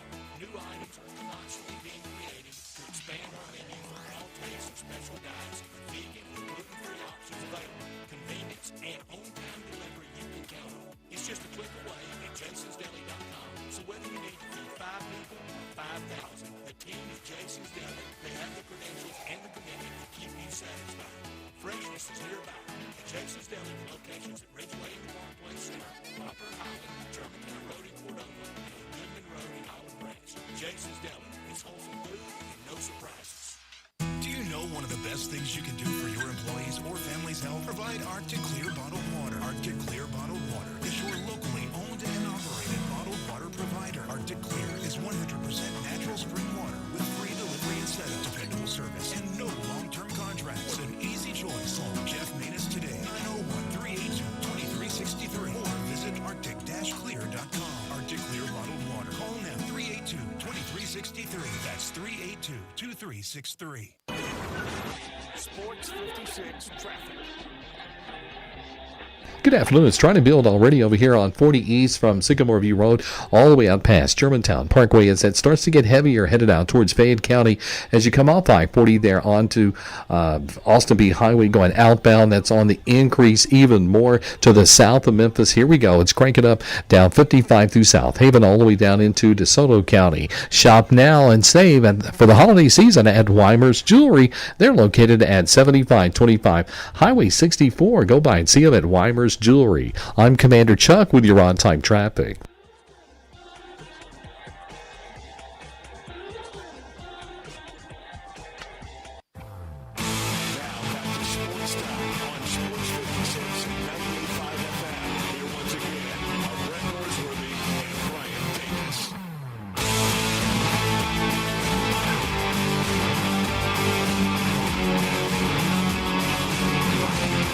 Well, tonight we'll get a little bit of a better idea of how the committee views in their thought process when coming up with what the 12-team college football playoff bracket, the first 12-team college football playoff, will look like. But, Brett, back in August, we were just making predictions, and we did it overtime, all offseason we did it, but in late August, we did our final one. It was I was going back and looking through, and it was a wild day. We had actually made predictions for the 2028 Olympic basketball team and what Olympic sports we'd participated in and our final college football playoffs all in the same segment. It was crazy. But yes, we made our predictions. Wonder how bad those 28 rosters look compared to this. I guess time will tell on that. But at least we have a better idea of what this looks like, and a couple of red X's for me. I've got 4. I'll start with my number 12 seed. It's the biggest joke of college football. It's Florida State. Yeah. Florida State's 1-9. Yeah. Now I did drop them down to the 12 seed, and that was before the week 0 loss to Georgia Tech. Yeah, sure was. Yeah. So I had Florida State 12. They're not going to be. That's one of my X's. I have Penn State 11. I think they will end up a little better than that. 10, LSU, they're not going to be in. That's another X. 9, Ole Miss. 9 or 8, I think, is about as high as Ole Miss could get with winning out and a couple of breaks. Yeah. Maybe 7. 8, I had Memphis as undefeated and the champion of the AAC and 13-0. Yeah. And like Boise State, I tried to make that case that day. Every group of 5 people just automatically had them as the 12 seed. Right. No, Boise could end up being the 4 seed. Sure. Yeah, they definitely could.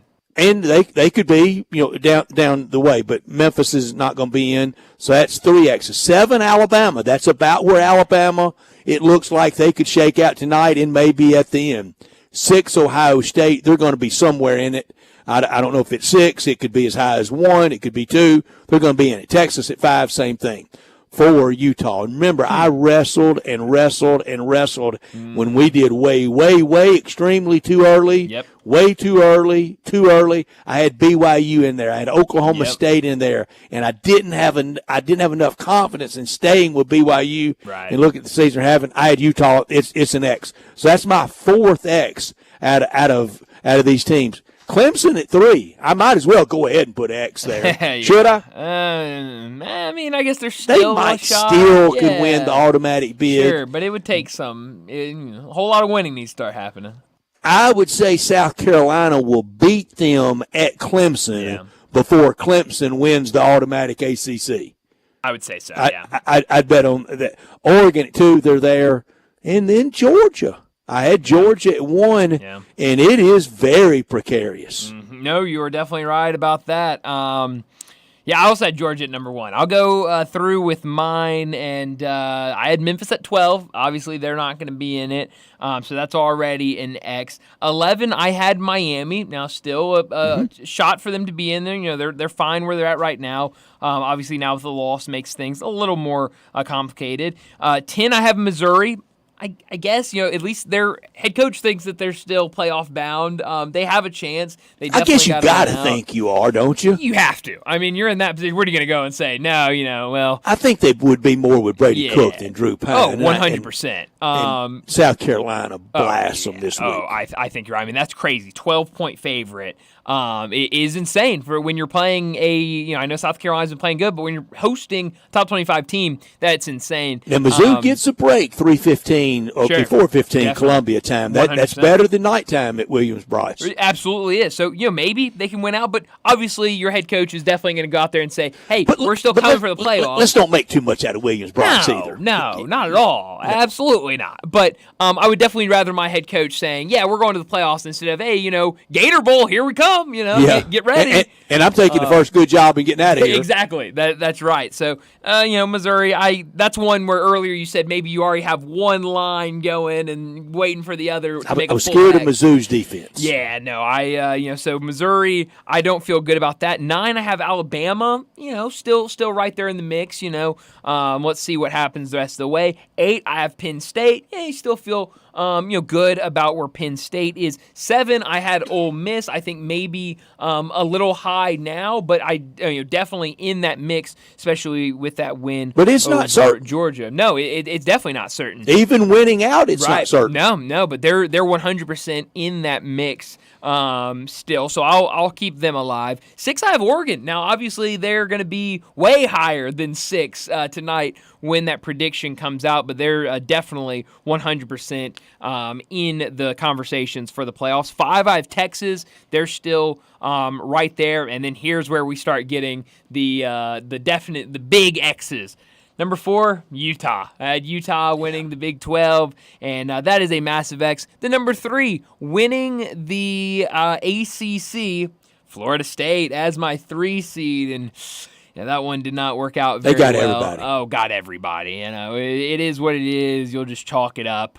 Good game, but that doesn't look good now. 2, I had Ohio State. Yeah, it could still be certainly in the playoff conversations. I don't know, be tough, but they could definitely be in one of those top 4 seeds. And then number 1, I had Georgia. There's a scenario for me to only have 2 correct, maybe 3. Wow. Oregon, Texas, Ohio State. And I think Penn State, so maybe 4. 4 out of 12. That's good batting. That's not good picking. But isn't that what we want? I mean, don't you want kind of the chaos of a season where it's not just preseason prediction, copy and paste at the end of the year? I think we do. I know I do. I know you do. Yeah. Does TV really want that's a good Ole point. Miss, SMU, Indiana? That's a really good point. I don't think so. They'd certainly rather have our preseason predictions than those teams. And what if Boise got derailed? I think TV would Army and but what if UNLV backdoored that? Sure. I mean, can UNLV still do it? I mean, if they won the Mountain West, I think they'd be in pretty good shape to be right there. They're 72, but if they got if they won it and Army took some hits and they beat Boise State in the championship game. Yeah. So I mean, I guess it would be tough, but I guess I don't know who's maybe making noise in the Sun Belt right now. If there's I think what's Louisiana doing? I know they had a really good start to the season. Maybe they if just chaos ensues in the group of 5 and they come out and I don't think television would like that too much. Louisiana's 8-1 and they still have divisions. Oh wow, dude! And that potentially could be Louisiana against Georgia Southern or Marshall. Interesting. Okay. Huh. Yeah. Yeah. Hopefully we don't get down that far down the ballot. So I'm fine by the different names and the different possibilities, But with TV, yeah, I don't think so. I think TV would way rather have the Clemsons or the Florida States out of the ACC and they want those helmets and logos. Exactly, they want those big boys. They want Notre Dame in there, and that's another human nature thing about that committee. Yeah. Those TV execs are patrolling those hallways too. Oh, for sure. Yeah, I mean, you've said it a lot, Brett. It's a TV show. Exactly. At the end of the day, they're trying to make money by putting up good matchups that people are going to want to watch. With a bunch of commas and zeros in the check. Exactly. That's and we sell next year's ad rates off of this year. That's right. Yes. Yeah. You make a good point. But Tonight's a little more clarity. It's a little more. I wish tonight would be the first one. Really and truly, I wish it'd wait till next week. But I know they want to build the suspense. Sure. They say we want people talking about it. And who's not talking about it? Look at the TV ratings from Saturday. Ole Miss and Georgia at 2:30 drew 7.5 million. Wow. At nighttime, LSU and Alabama, 8 million. Wow. SEC's obliterating the Big Ten this year in ratings. Yeah, I mean, it's all these good matchups. I mean, when you talk about just who's going to be in the conference championship, still so much uncertainty. I mean, people want to watch that great brand. And Brian, that's different from the preseason conversation that we had. That I thought the Big Ten kind of had a little better packaging with the different networks. Mm-hmm. SEC bulldozed. Yeah, it's that mouse. It's that ESPN. It's that brand. It's everything. I mean, when you pair Disney and SEC, I mean, those two worlds colliding, it means gigantic numbers. Wait till I get to my big number of the day. Okay, all right. Well, let's go ahead and get to a break, and when we come back, it'll be time for big number of the day. Broadcasting from the Family Leisure Studio, we are Sports 56 and 98.5 FM. Welcome to the Rendezvous. This is John Burgess. When my dad started the Rendezvous in 1948, I don't think anyone could have imagined we'd still be serving shoulder, cheese plates, and our world-famous dry rub ribs 75 years later. But we are still here in the basement, in an alley in downtown Memphis. We sincerely thank you for making the Rendezvous what it is today. Charlie Burgess Rendezvous, a legendary experience for over 75 years, whether you dine in, pick up, or ship across the country. Rick's Powder Coating for a beautiful finish every time. Rick's Powder Coating specializes in automotive, ornamental, residential, and industrial coating. With 2 conveyor lines and the largest batch ovens in the Mid-South, Rick's can accommodate all of your powder coating needs. Locally owned and operated since 2002, Rick's Powder Coating will customize a beautiful finish just for you. Drop by or call to see how Rick's Powder Coating can bring color to your life. 901-367-2771 or rickspowdercoating.com. Mayweather Boxing and Fitness offers a high-energy, full-body workout that utilizes the same equipment and technology employed by Floyd Mayweather to achieve his impressive 50-0 record. The workout features 4 types of heavy bags, treadmills, rowers, battle ropes, weights, and much more. Visit Mayweather Boxing and Fitness, located at 2257 North Germantown Parkway in Cordova. Train like a champ. Mayweather Boxing and Fitness, 901-673-1267. Indulge yourself or your loved ones this season with a trip to Sissy's Log Cabin. Here, you can shop our expansive selection of designer brands, one-of-a-kind jewelry, and spectacular statement pieces, all while enjoying the Sissy's promise of unmatched quality, service, and brilliant natural diamonds. Stop by any location or shop online at sissyslogcabin.com to find your trusted jeweler for holiday memories that will last a lifetime. Make a statement this season only at Sissy's Log Cabin. Admit it. When you start thinking about tastes of Memphis, you think treats, sweets. You think Dinstall's. For 122 years now. What is that, 5 generations? When people wanted something to bring to a party that will just make everybody happy, they bring out Dinstall's. 122 years. of Cashew Crunch, of Heavenly Hash, of Turtlettes, of their award-winning fudge. That's worldwide. It's known that well. Then there's the milk chocolate. It all starts there. There's the double dip peanuts. And then every fall, those famous chocolate-covered strawberries with that fondant. And they won't tell you what's in the fondant, but it makes it oh so special. And easy to get to. 5 locations. There's where they make the candies in Pleasant View. There's Germantown. There's Collierville. There's even one downtown and in my neck of the woods in Laurelwood. You know what? 122 years made in Memphis and enjoyed by the whole world. Dinstall's. So you need to sell your house? I have the solution. Call 901-406-1101. That's 901-406-1101. Call my buddy Bill and I buy houses. Any house, any area, as is. It's literally as simple as that. Just pick up your phone. Call 901-406-1101. That's 901-406-1101. Call my buddy Bill and I buy houses. Guaranteed to close in 5 days. If you need to sell your house fast, call Bill at 901-406-1101. That's Bill and I buy houses. I often say they've set the bar for the way car business should be done at Homer Skelton Hyundai. You know how close that is. It's right there at Highway 78, Lamar Avenue, and Craft Road, the very first exit in Mississippi. I say it because they always come up with new innovations. And right now, when we've had all these shortages on new cars, Homer Skelton Hyundai is always going to come through for you. You won't pay more than the sticker price for a new car at Homer Skelton Hyundai. That's Chris True's pledge. You'll never pay more than sticker price. Those other guys, they could charge you a whole lot more for that new car because they know there's a shortage. That never happens at Homer Skelton Hyundai. That's part of the philosophy and the team that's been together for about 15 years now. You want the best of service? You want the best of products? It's the combination and the trust you'll always get from the best guys around. Homer Skelton Hyundai and Genesis of Olive Branch. Now back to Sports Time on Sports 56 and 98.5 FM. Here once again are Brett Norsworthy and Brian Davis.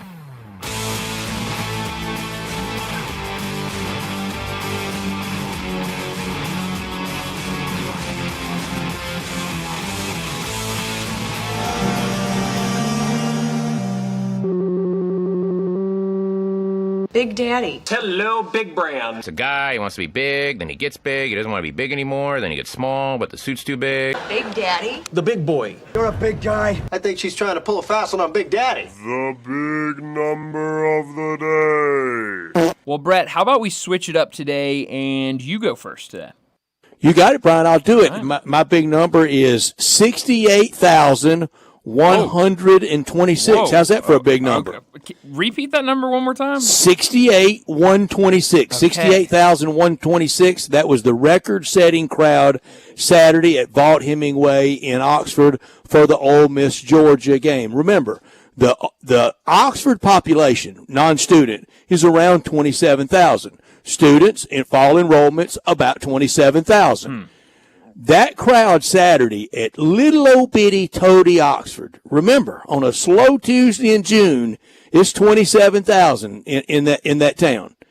That crowd Saturday in Oxford bigger than 4 NFL crowds this weekend. Wow. Bigger than the crowd in Jacksonville, bigger than the crowd in Tampa, bigger than the crowd in Phoenix, and bigger than the crowd in Chicago. Holy cow. That's a really good big number, Brett. And it was the same number as the crowd, around the same number as the crowd in D.C. for the Commanders and in Indianapolis for the Colts, around 68,000. It's a really good big number. I don't even want to share my big number now because I lost. I mean, I can't compete with that. And I know people go, well, those stadiums may, I don't know that Soldier Field's capacity is even that. Mm-hmm. No. Well, you can build one that big. Well, yeah, you could. I mean, you mean Oxford's got a stadium bigger than, Big Bad Chicago? That's right, and an NFL team, yeah. And Washington, D.C.? Yeah. Huh. That's a really good big number. I'll go with mine. I thought this was interesting from the NBA last night. The Oklahoma City Thunder, they have some injuries going on. Chet Holmgren is out. You have Jalen Williams out. Basically, the point of the story is pretty much all of their centers on their roster are injured right now. And so last night, they threw out a starting rotation or starting lineup that looked like Lou Dort, SGA, Isaiah Joe, Aaron Wiggins, and Jalen Williams. I don't know which. I forget. Lou Dort was great. He was really good. I forget how they. I think J Dub is the how they designate all-star. it. Yeah, it's J Will and J Dub. I believe J Dub is the all-star, and then and the J other Will one went to Arkansas. J Will is the center, and he's injured. So the starting lineup that I just listed. They scored 114 points last night. No other team since the NBA-ABA merger has put together a starting five, all 6'6" or shorter, and scored as many points as what the Thunder did last night. Yeah, they were proud of that effort and should be, and they can beat you a lot of different ways. Yeah. No, I mean, they are a really talented team, and I know a lot of people, obviously for good reasons, are talking about some of these other teams in the NBA. We already mentioned Cleveland. We mentioned Golden State, the Warriors, how good they've been playing. But don't forget about this Thunder team, because I think when we get to the end of the season, they're going to be right back there at the top. They're still right now ahead of the whole pack in the Western Conference, 9-2, because they've played more games than the other teams with 2 losses in the Western Conference. But maybe people aren't talking about them because of how good they were last year. But don't forget about this Oklahoma City Thunder team, because I think, again, they're going to be right up there towards the top at the end of the season. And, with this team having another year of playoff experience, having a year of playoff experience under their belt last year with how young this team is, I think they could go pretty far in the playoffs this year. The only way you can get experience is with experience, but they're still really young. What they did last year and what they're doing now just highlights where they can go. But hadn't Oklahoma City been here before with some other cast of characters? Sure. And never cashed it in. Got to the NBA Finals, but never cashed it in. Yeah, and they definitely did. When you talk about what they had with Russ and James Harden and KD, that was, you look at those guys and what their careers turned into. Those are guys you want to have as the core of your team. And James Harden, couldn't cash in on it. With the big one being our man Nick Collison. That's right, Nick Collison. But I think this group is a completely different group, and we'll have to wait and see what they can do if they can find some success. But right now, still very young, still unproven. But when you can throw a lineup like they threw out there last night and still be so productive, once you get those big men back, it could be a completely different story. Now, on my big number, I know there are fans of other teams are going to text in. We top it every single week. I know but Ole Miss's capacity is 3rd or 4th smallest. I think Vandy, maybe Mississippi State, maybe Mizzou, maybe Kentucky might be less, but they're all in there except for Vandy. It's quite different. The rest of those would be right in there, pretty comparable. And then you get into those 100+ like Tennessee and LSU and Texas A&M. They top it every week. But to do it in little old bitty Oxford, that I've heard all these years from so many people about what Ole Miss could and couldn't do, and what they can't even think about doing. And there was a time there were people in Memphis in the media in the late 80s, Bryant, talking about Ole Miss should get out of the SEC. Do you know how historically dumb that would have been? Oh, it would have been a terrible decision. And at that time, that stadium in Oxford seated 35,000 and didn't have lights. Well, yeah, I've heard stories about the light situation in Oxford. Very true. Before. I've heard plenty of stories. Because just not near the TV games now. Almost every game kicked off at 1:00. That was the standard kickoff time. Yeah, well, times have changed for sure now. I mean, that is far from the standard kickoff time now. I'm curious, Brett, we got a couple minutes before we need to get to a break. Last week, it felt like there wasn't a whole lot of outrage from the college football playoff rankings the day after. It felt like BYU, a lot of people talking about how they were a little low. But outside of that, it didn't feel like there was much outrage. Do you think we see any outrage tonight from the general public? Who do you think it comes from? I think a few more logs on the fire tonight. It'll come from a lot of different areas. You'll have the SEC crowd that will want to get mad, and maybe where Indiana's positioned, and maybe Boise not high enough. Yeah. Not ranked more prominently. Yeah, that's what there's a couple things I want to see tonight with these rankings, but one of them is Boise and kind of where they're ranked. They came in at 12 last week, and I'm just curious with kind of everything that happened around them. Do they move up? Do they drop? Do they stay the same? I am really curious to see where the committee puts them tonight. I'm going to hold off on outrage night and just try to let it all play out. Talked so much about the red tag sale at All-Star. We want you to know about it because it's the thankful month. And at All-Star Chevy and Olive Branch, the red tags, they're everywhere. That means savings. New 24s and 25s and the all-new affordable Equinox for 25. It's got a red tag on it. That means money back in your pocket. 0% financing, a ton of cash back for you. Red tags on Silverados, the new 24s with 1.9 financing plus $3,750 back in cash. The new Colorado trucks financing down to 1.9 and not a single payment until February of next year. Your good credit deserves it, and you get it at All-Star. And if you're a first responder, healthcare, military, educator, recent grad, law enforcement, $500 back. You put that with a $3,750 and no payment till February. You're talking very, very real money. And All-Star with all the pre-owns that you can imagine: Toyotas, Nissans, Jeeps, SUVs, Suburbans, Tahoes, and pre-owned Silverados. Any vehicle you want to sell, bring it to All-Star. They'll give you the most back for it. Drew DePriest and the whole staff at All-Star, they wish everybody a happy holiday season. A lot of days during this time of year, there's a lot of great food in that showroom. So head to All-Star down Highway 78, first exit at Kraft Goodman Road, and you're there. And they want everybody to have a happy Thanksgiving and holiday season. And for more information on all these discounts, go to allstarautogroup.com. Well, let's wrap up this hour, and when we come back to start our third and final hour, we're talking NFL with Bo Marchant.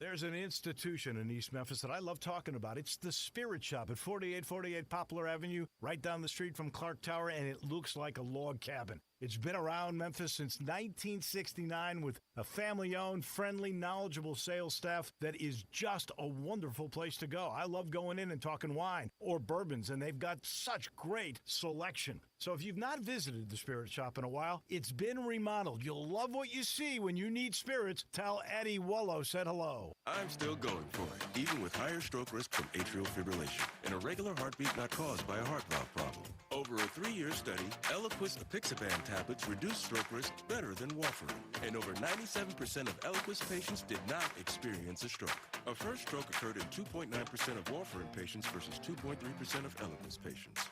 Don't stop taking prescription Eliquis without asking your doctor. It may increase your stroke risk. Eliquis can cause serious and in rare cases fatal bleeding. Don't take Eliquis if you have an artificial heart valve, abnormal bleeding, or antiphospholipid syndrome. While taking, you may bruise more easily or take longer for bleeding to stop.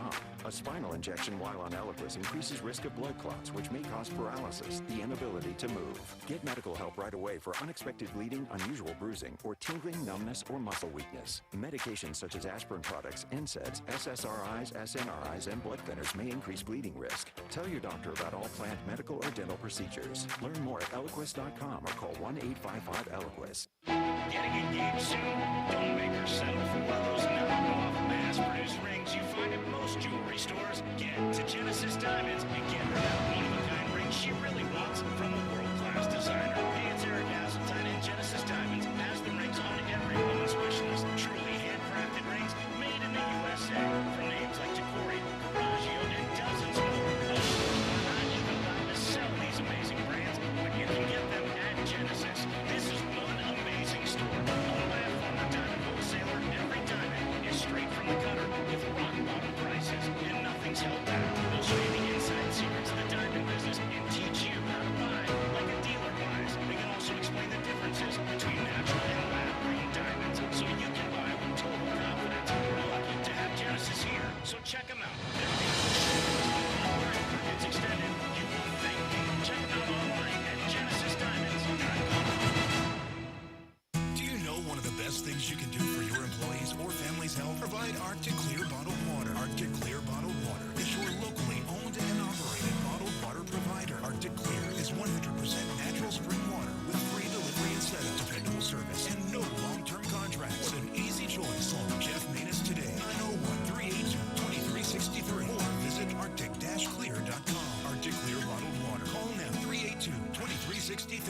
That's 382-2363.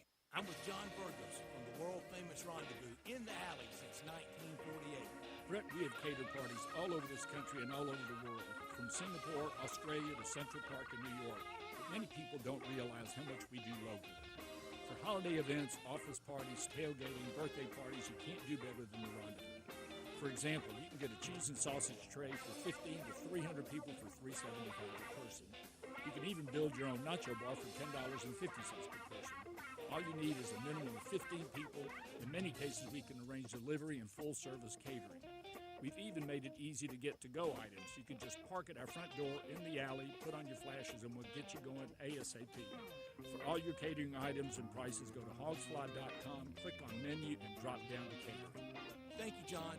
The Rendezvous, Mr. Charlie Burgos' Rendezvous in the Alley since 1948 and celebrating its 75th year.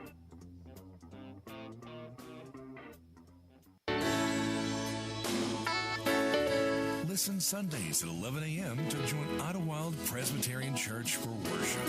Idlewild is a PCUSA church located in Midtown Memphis. Sports 56 traffic.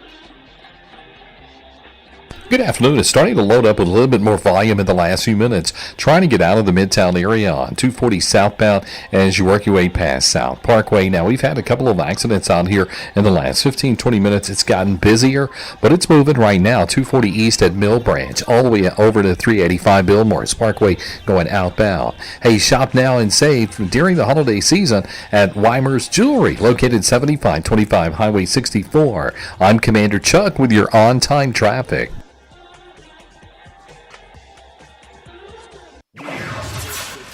WHBQ Memphis and W253DF Memphis with Greg Gaston and Eli Savoy. Weekday mornings from 7 to 10. Now, back to Sports Time on Sports 56 and 98.5 FM. This hour brought to you by Jaguar Land Rover Bluff City. Once again, are Brett Norsworthy and Brian Davis. You say you stand by your man. Tell me something. Going back into Sports Time as we start our third and final hour. We do it every single Tuesday, talking the NFL, and plenty to get to with the NFL. We got to recap what happened over the weekend. Also, a lot of news coming out of the NFL world, and we do it every single Tuesday with Bo Marchant. National Football League talk every Tuesday with Bo Marchant, covering the NFL Draft at collegetopro.com and the NFL Draft Bible, covering the Steelers for Sports Illustrated, living and running in Eastern Ohio, and on Twitter X at Bo Marchant. Here's Bo with Bryant and Brett.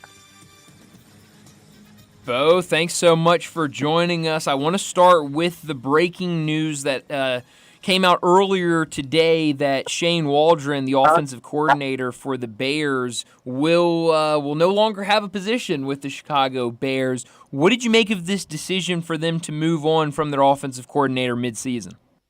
You know, they invested in Caleb Williams, so there's a big investment in developing a quarterback at a young age. And I think if you look at the Bears' defense, the Bears' defense is a top 10 defense in the league, and their offense is one of the worst in the league. So I think, you always want to point to Matt Eberflus, the defense, but, I think if you look at the job he's doing, at least the side that he has to protect, that defense, he's doing his job, and maybe they wanted to change the direction. And I'm sure we all read the same things, some of the tidbits coming out of the Chicago news, that this was asked for. Players were kind of pushing to this. They wanted to change, and if that's the truth, eventually they fell it.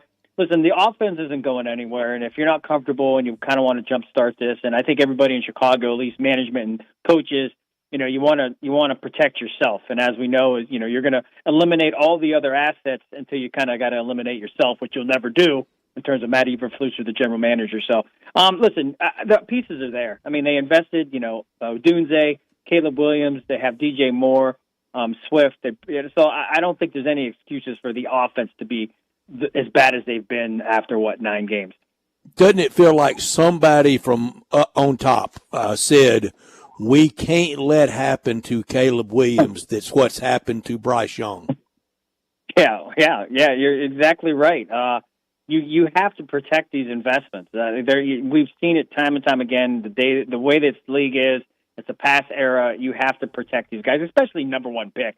you wanted to develop a guy always, but when you're in the number one pick type investment, you definitely want to have it. And, Brett, when you were going to say that, I was even thinking Mitchell Trubisky when I was thinking Chicago. But, yeah, you're exactly right with Bryce Young. And, you even wonder what Carolina's doing. They get rid of, I know Mingo wasn't a big part, but they got rid of Deontay Johnson. Then you're emptying the shelves and you're just making it that much harder for this guy to be successful, especially, they trade for Deontay Johnson in the offseason, and then you've already jettisoned them off to the Ravens. So, the Panthers, not to get off subject, but they've been selling. I mean, McCaffrey, Brian Burns, Deontay Johnson. I really don't know what the Panthers are doing internally.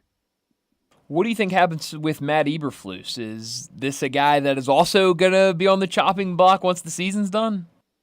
They're 4-5. I think you make this switch hoping something ignites and the offense changes and maybe, you get some better results offensively. Again, the defense is playing sound, and you can't just shut out everybody. It's the National Football League. You're not going to, unless you have the 85 Bears defense. You're not going to just shut every team down week in, week out, and especially when you have an offense that kind of can't compete on the other side. So I think defensively they're sound. They're a very good defensive team. The offense just has to kind of catch up, and that's like that throughout the league. There's lots of this side is better than the other, and very few teams have. Look at the Ravens. The Ravens are a great team, but their defense isn't what we expect. Put it this way: if you put the Bears' defense on the Ravens, they would be 10-0, and they would probably be the greatest team in the league. I'm just saying the Bears do have a good defense. The Ravens have a mediocre defense, but they just have a fantastic offense. The Bears don't have a fantastic offense. This Sunday, the Bears at home against the Packers. That's always important. That's at noon on Sunday, and approaching must-win time for the Bears to hold on to any hope for the playoffs. I had the Bears in the playoffs. I wasn't alone.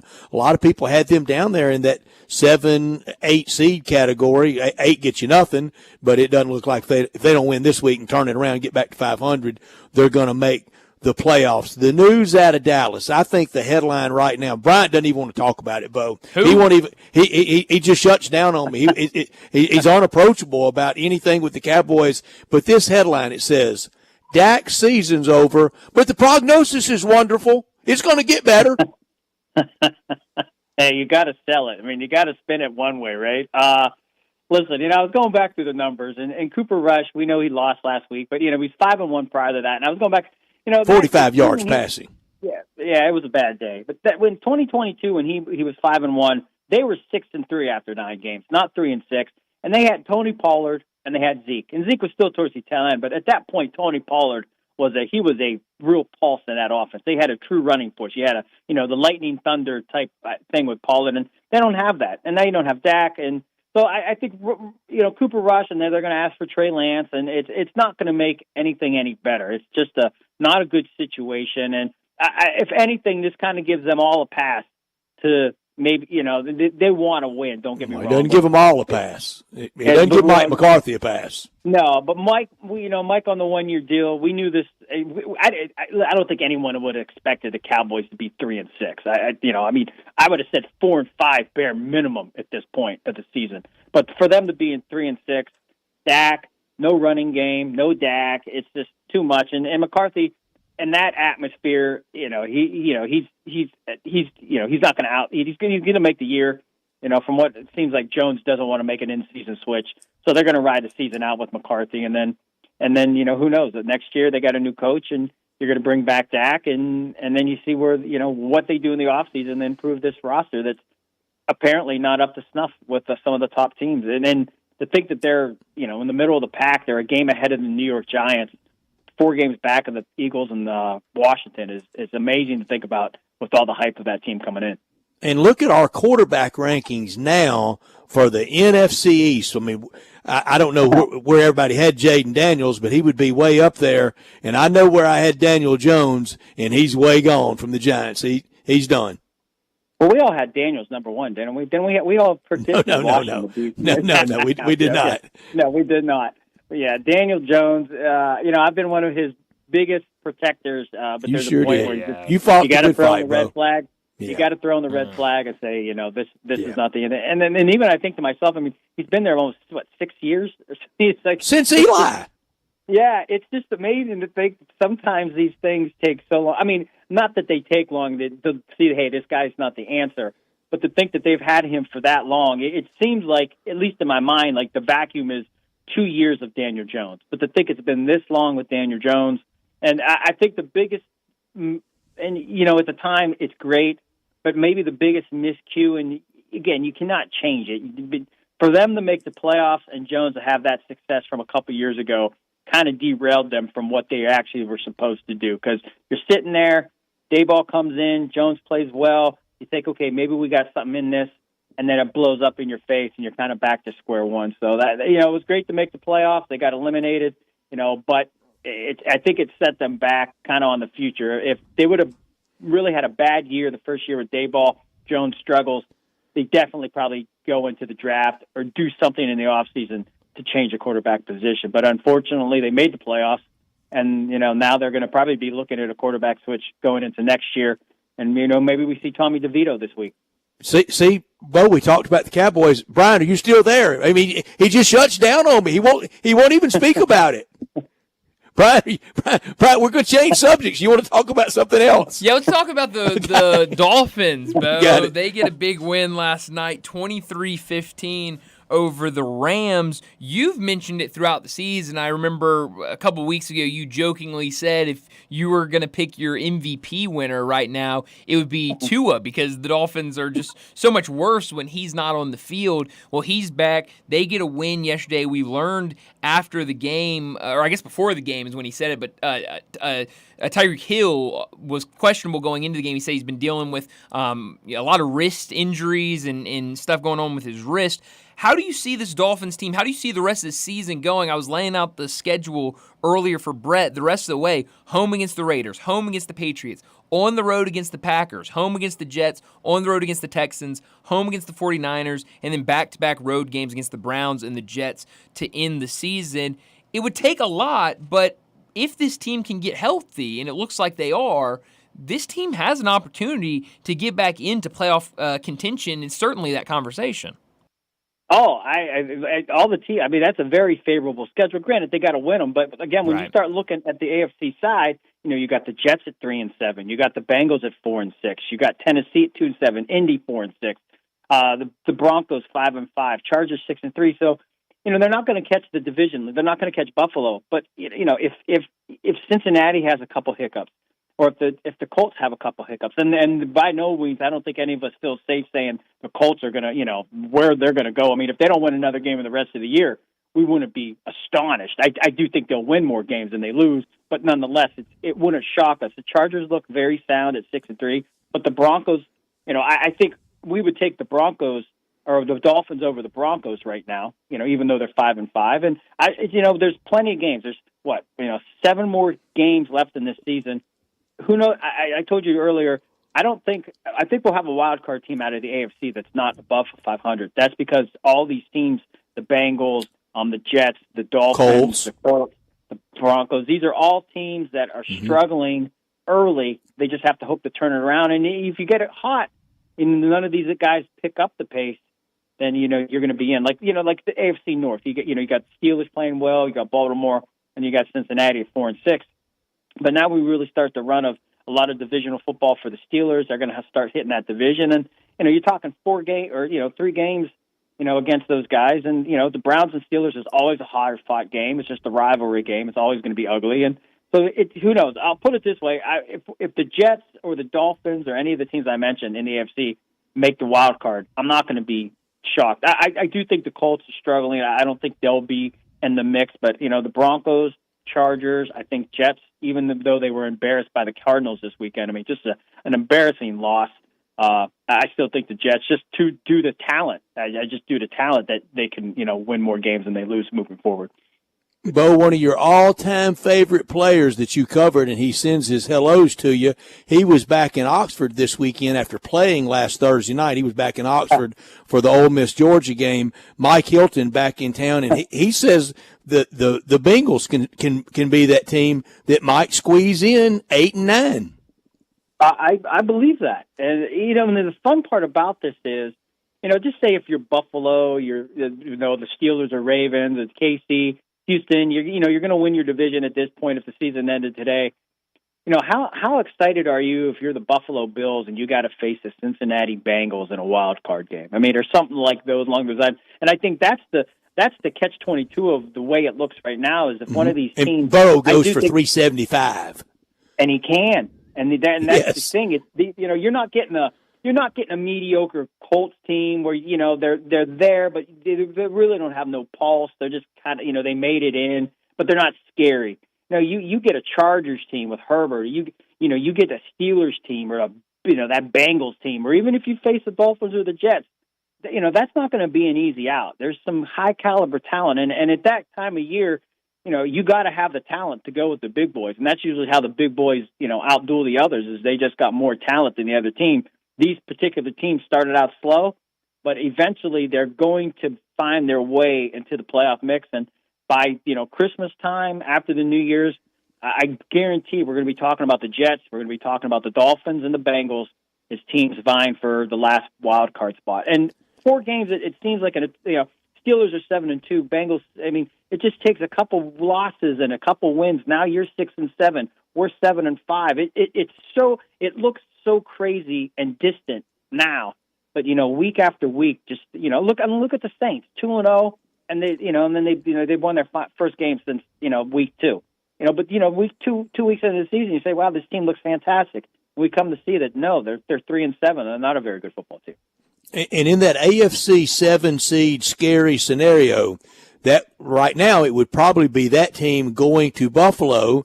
And then all week, that's Allen and that team having to hear about it, getting a little bit tighter and not being able to really advance in the playoffs. And they're looking up and facing Aaron Rodgers or Herbert or Joe Burrow, and they play tight and get beat. It could happen. We've a couple years ago, when Miami came in and beat them in the snow. I mean, who would have thunk it? But it happened. And the Hamlin thing, I think that was still a hangover for the team and a lot to get over. But nonetheless, sure. I just think the AFC is going to have at the back end. Top to bottom is a good division or good conference, I should say. But I just think when we're looking at wild card teams, there's going to be a few of them that are going to be very scary to take on week 1. Buffalo can lose a big game. They've done that historically. They have, and the benefits for Buffalo, I think the KC, the 3-peat, being 9-0. I think they're just kind of flying under the radar. I know I didn't pick them to win the division. I think I picked the Jets, and then Miami. I might have had Buffalo as a wild card, so I wasn't expecting a lot by Buffalo, but they've remained sound. And the Jets they're just a train wreck. Let's just say what it is. I mean, they have the talent, but there's just no direction. And Miami is just dysfunctional without Tua. They got him back. And, see how – and they beat a good team last night. The Rams are a good football team. You look at the record even going in 4-4. It's not much but that's a solid football team. And it might not have – people watching last night would have said, this is kind of a gimme game for the Dolphins. But that was a good team the Dolphins got past last night. And I think maybe the Rams could have – they probably shake their head this morning saying, maybe we let that get away. Maybe. I don't know. But I just think the AFC, that – the Buffalo, they're flying on the radar. So the pressure, I don't know, moving forward, nobody's talking about Buffalo. They're 8-2. They have a better record than Baltimore right now. Though it's just, we're thinking Lamar Jackson and Henry and KC and C.J. Stroud and Steelers and Mike Tomlin. And it's just kind of like, oh, yeah, and here's Buffalo. And maybe, Brett, what you mentioned is, they don't have that success, and maybe that's why they're flying under the radar at the moment, just because people aren't expecting much once this regular season turns into the postseason. Talking to Bo Marchionte, joins us every single week to talk the NFL. The team you cover, Bo, the Pittsburgh Steelers, they got a big win over the weekend on the road against the Commanders, a game that a lot of people talked about going into the weekend. I heard a lot of people on both sides of this game. Some people thinking the Steelers were going to go in there and win this game. A lot of people thinking the Commanders would go in there and win this game. But Russell Wilson did what he needed to do, 195 yards, 3 touchdowns, 1 interception. But that Steelers defense, really, they were able to contain Jaden Daniels. Jaden Daniels only throws for 202 yards, no passing touchdowns, and then on the ground, only 5 yards on 3 carries. How impressive was this win on the road for the Steelers? I think it meant a lot. I texted Brett earlier when we were just talking about it, and I'm glad Russell got that touchdown and to Williams. Just a great, debut. You acquire him, and then, a couple days later he makes the game-winning catch so you guys can, advance. And Russell, I think for the Steelers fan base and people moving forward, you kind of got to distance yourself from that desire that you want Justin Fields in the game. Every time Russell Wilson makes a miscue or something happens where he doesn't escape the pocket, you say, oh, well, Justin Fields would have made that play. Well, I would argue that I don't think Justin Fields makes that throw to Mike Williams to win the game because they wouldn't have went that way because they don't feel comfortable with the ball being passed. So, he's already got more touchdowns than Fields in 3 games. Justin had 6. I just think the Steelers are in a very, very good place. If Russell can stay healthy, that offense is finding its way. They got good ground game. The acquisition of Mike Williams, I really wasn't excited about it. I'm not going to lie. It reminded me of kind of like an Allen Robinson redo. But, him coming up big with that touchdown, I think he already paid for himself over. So I'm moving forward. We know the defense is going to be there. The Steelers are a very coached football team, and maybe Buffalo. But, I cover the team. And, when I'm looking at the standings and I cover this team week in, week out, I'm thinking, am I actually watching the best team in the AFC? Because, and I'm reluctant to say that because, if you go back and listen to all the stuff, the rhetoric throughout the year, I was never high on the Steelers coming in. I thought, it could go very, very south. But, I think I would be, foolish not to say, wow, this is right in front of you. And, you know what I mean? You see it day in, day out. And it's, I know how they operate.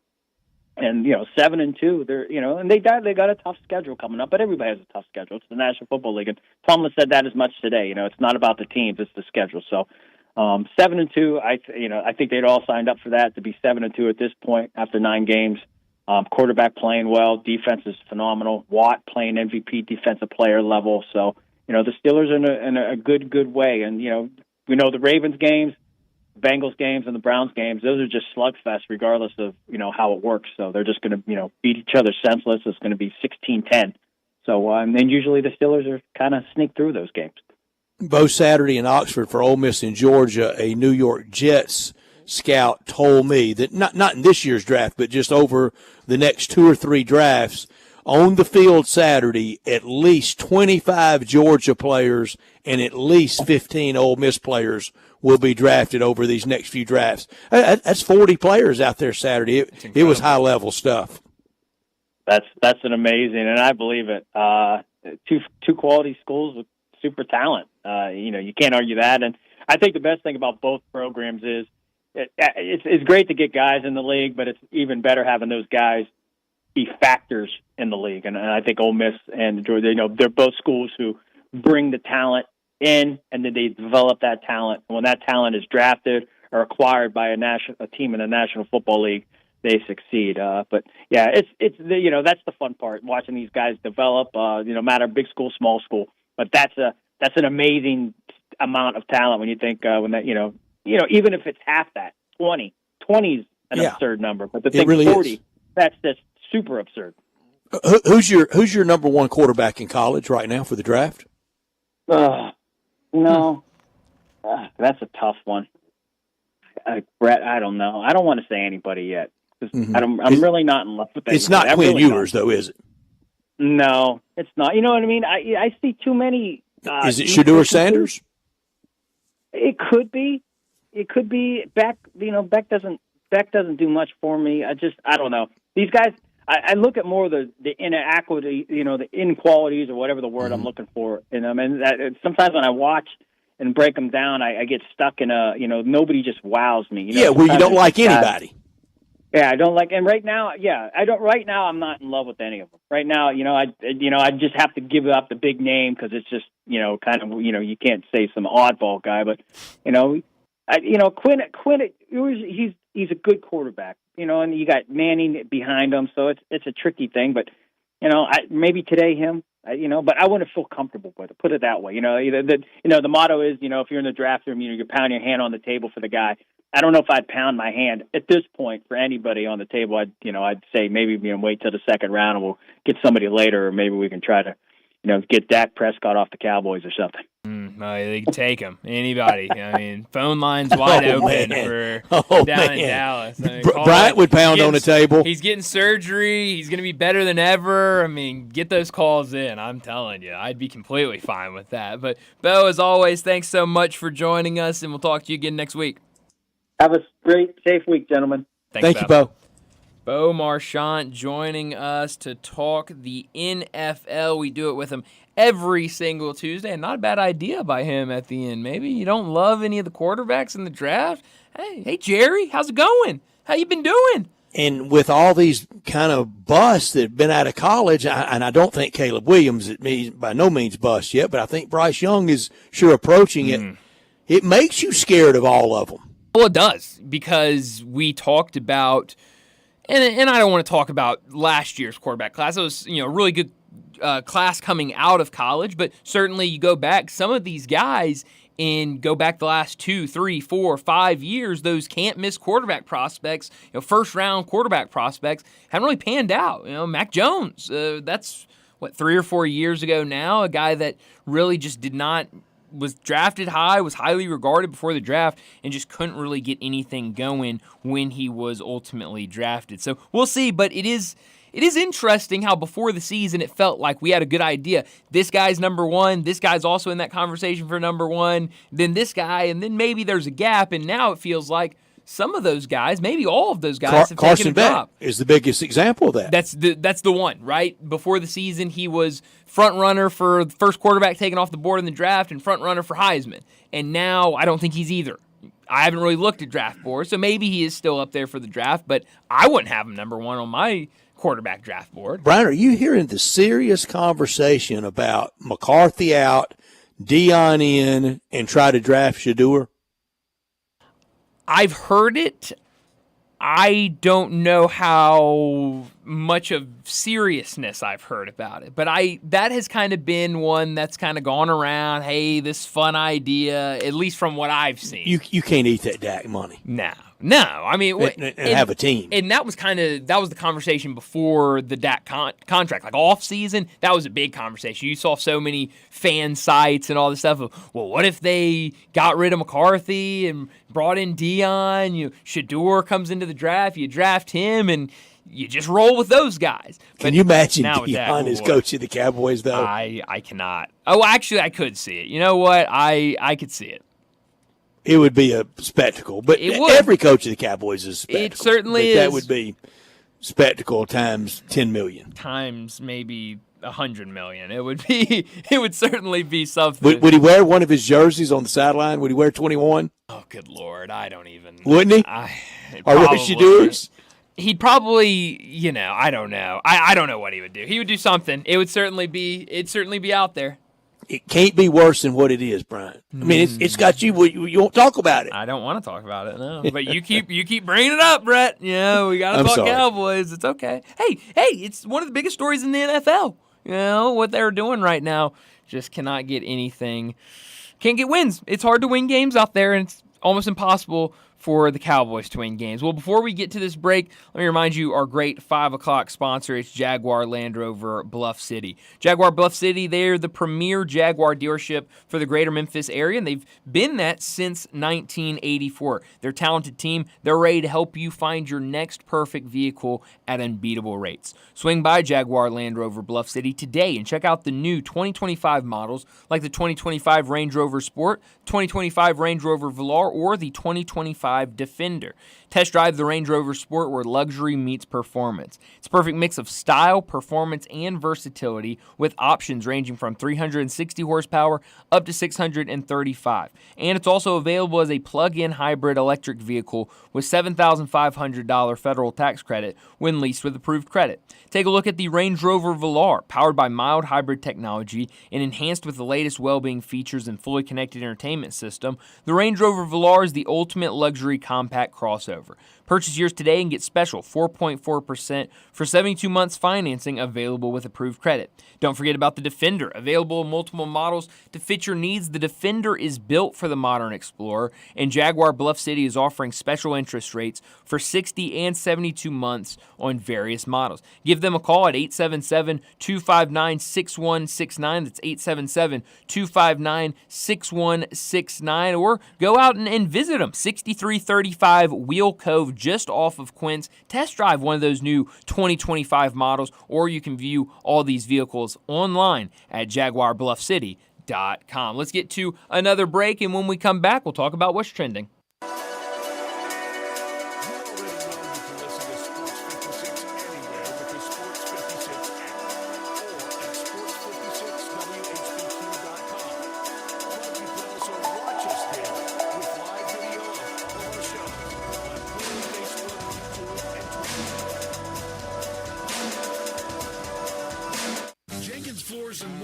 You to their retail warehouse where they pass wholesale savings on to you. Jenkins Floors in Little Rock, Cleveland, Mississippi, and now open in Horn Lake at 2356 West Goodman Road. Specializing in flooring and carpeting, tile, plantation shutters, and blinds, Jenkins makes your life easy with a 2-week turnaround. Contractors, builders, or family projects, call 662-469-9350 for a free estimate. Owners Timmy and Rebecca Jenkins say hello to Sports 56 fans and look forward to your business. Hi, it's the Herd. For over 130 years, Stifel's been investing in the success of their clients. That means more than just building portfolios. It means Stifel's invested in you and your future financial success, and it means taking a personalized approach to managing your hard-earned wealth. While success might look different to everybody, it always takes the same spirit, and it's that spirit that drives Stifel. Founded in 1890, Stifel's a global wealth management firm and investment bank. What makes Stifel the #1 wealth management firm for employee advisor satisfaction, one of the fastest growing firms in America. Stifel, where success meets success. STIFEL.com. Visit it today. Stifel Nicholas and Company Incorporated, member SIPC, and the New York Stock Exchange. For J.D. Power 2024 award information, visit jdpower.com/awards.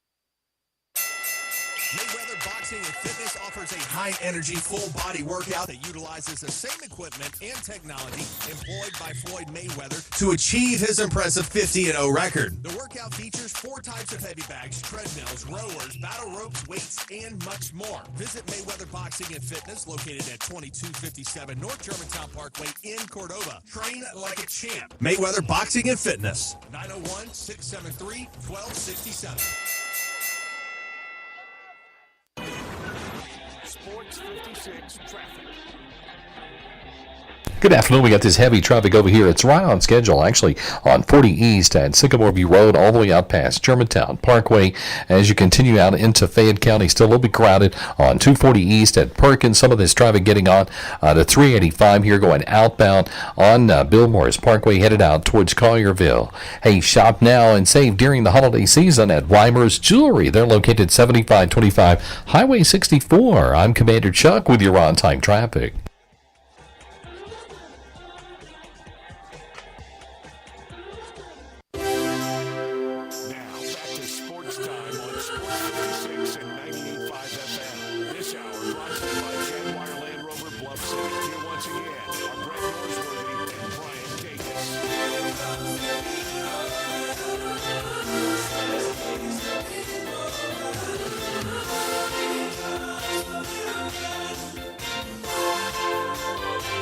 Going back into Sports Time, Bryant and Brett with you as we got about 30 minutes left in today's show. We got to talk about what's trending. And Brett, maybe one of the bigger stories of the day comes out of Tampa Bay, and some of the stuff we're learning, I guess the big story we're learning about Tropicana Field, it will not be ready for the Rays until 2026, according to damage assessment report that came out earlier today. I know the local paper down there had a big story about it and kind of where they go from here. They can try to fix it up by 2026. The repairs will cost about $55.7 million. And obviously the big part is that ceiling, that roof that I'm sure everyone has seen the pictures and videos after the damage from the hurricane. And there's even the idea of, do they even try to fix it, or do you go ahead, which has been thrown out there a couple times now in Tampa Bay, of just building a new ballpark for this Tampa Bay team? That's going to happen, isn't it? That's on the books. For 2028. But it's, I guess, the question of, do you want to fix this up or just go forward and build this new stadium? I don't know much about stadium values or property values in Tampa, St. Pete, but I would say $55 million means that place was totaled. Oh, I mean, yeah. Because it can't be worth much. No. What a dump. And, I mean, looking at those pictures and videos, you didn't even see the inside of it, which I would assume I did an arena well. football playoff game in that building. You're kidding. Tampa Bay Storm versus the Memphis Pharaohs. Do you remember who won that game? Oh, yeah, Tampa Bay, yeah. How about that? Remember the game well. Okay. In fact, that was the night that Mickey Mantle passed away. The news was breaking the next morning. We were getting up early, and we were staying at a hotel across the street from Al Lang Stadium in St. Pete, where the Yankees and the Cardinals trained all of the Mickey Mantle years. Wow. At Al Lang Stadium, yeah. Wow. But it was a dump then. It was a dump for arena football. And so where do they play now? I know this won't happen. This is, I shouldn't even say it because it's no chance it happens with them building a new stadium. But what about contraction? Just scuttle everything. Yeah, that's a good never question. going to happen. No. But that team never draws, no matter where they play, no matter what the roof. And I'm sorry this happened to them, and I'm sorry for the damage around them. But there goes the A, B, C, and D ring. In that goofy ballpark that they have to go over in the ground rules. Oh man, it's a mess, and it's even worse now with this damage. I'm trying to pull up that bridge. Yeah, well, that's what we always hear, is that bridge is impossible to get past. So it would take about $56 million, like we said, a little higher, a little lower, whatever it is, the estimate. And this story that I'm reading is saying that the plan is obviously to get a new stadium. That seems like a lot of money for 2, 3, maybe 4 years. Well, it is. To put up. And for a very frugal franchise. Yes. I'm trying to look, though, now, that new ballpark, I think its capacity is only going to be around 28 to 30,000, isn't it? I think that's right. I don't. And retractable or fixed roof? I can't remember. It's going to have one or the other. It almost has to because it rains every day there. Yeah, I'm trying to look through this story and see if it was in this. I saw a tweet earlier, probably about an hour ago, that said the Rays will likely play at either the Phillies or Yankees spring training park in 2025. And the Yankees spring training, they're where they have their games. It's right by the airport, and it's very nice. And it's not far from Raymond James. Oh, really? It's very nice and might be suitable for them. But if I'm the Yankees, do you really want to accommodate them? That's a good question because, if the price got right, yeah. Sure. And how much displacement of your guys that train and work out there will it cause? That's a good question. There's I think a lot we're going to learn from this and what happens from here, but it was already a terrible story when it happened, and now kind of talk of Montreal games like they used to talk with the split season. Yeah, that was the thing is they were going to play the split season. You know how Tampa Bay came along. This was one of baseball's great 3-card Montiacs. This one was led by Band-Aid Bud Selig. So they were found guilty of collusion, no doubt, and huge fines.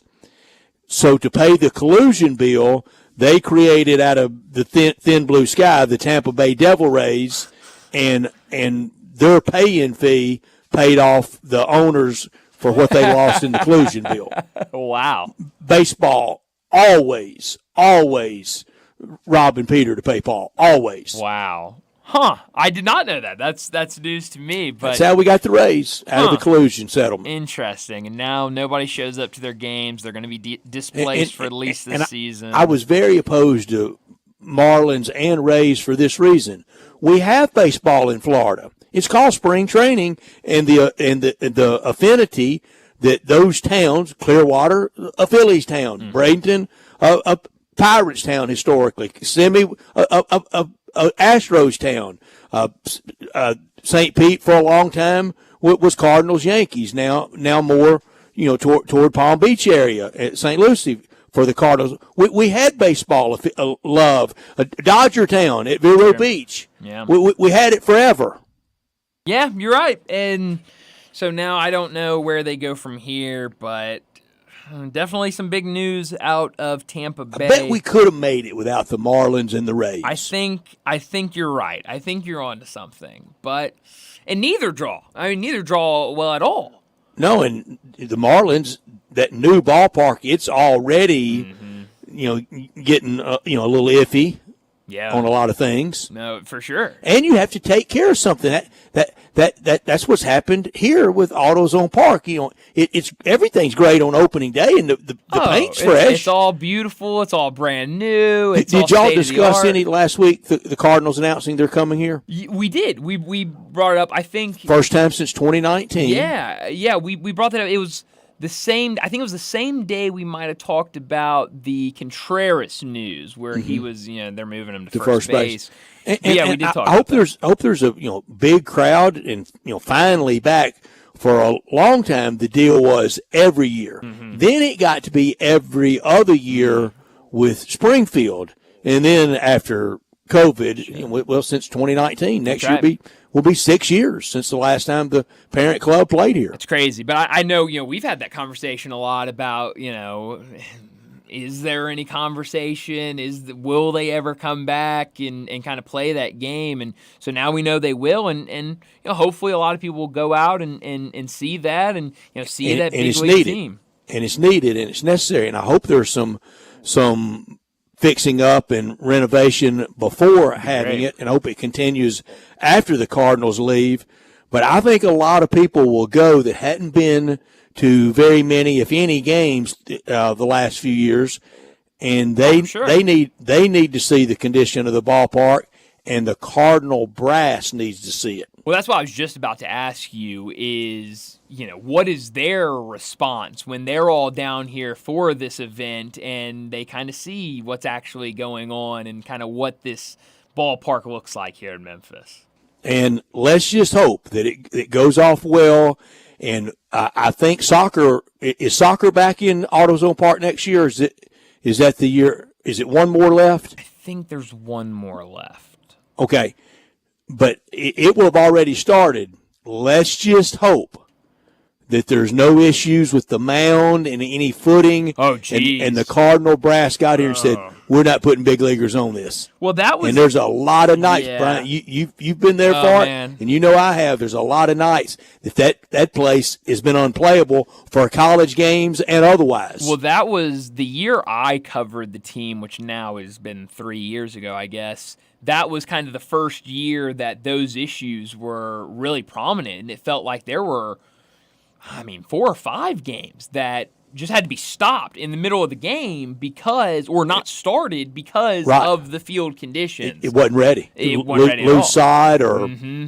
And I remember, I can't remember exactly, maybe it was Jacksonville, maybe it was the Jumbo Shrimp that were up here, and they had 2 or 3 guys go up to the mound, and every single one of them called for a trainer after a couple pitches and said, I just messed up my leg or something happened. I can't pitch anymore. And finally, Jacksonville had to go to the Redbirds and say, we're not going to play on this mound. This mound is atrocious. And they ended up having to call the game middle of the game. And we had a famous scrapping of a game out at the fairgrounds at Tim McCarver Stadium at Blues Park one time when a game had to be pulled right before it because of that with a supreme clown, David Hirsch, running the team. Oh, man. So maybe a history. It's happened before. I did not know. Well, we got supreme clowns now running it. Well, yes. Unfortunately, that is the truth. But, Brett, I'm going to ask you, I know how you feel about it, but the headline today,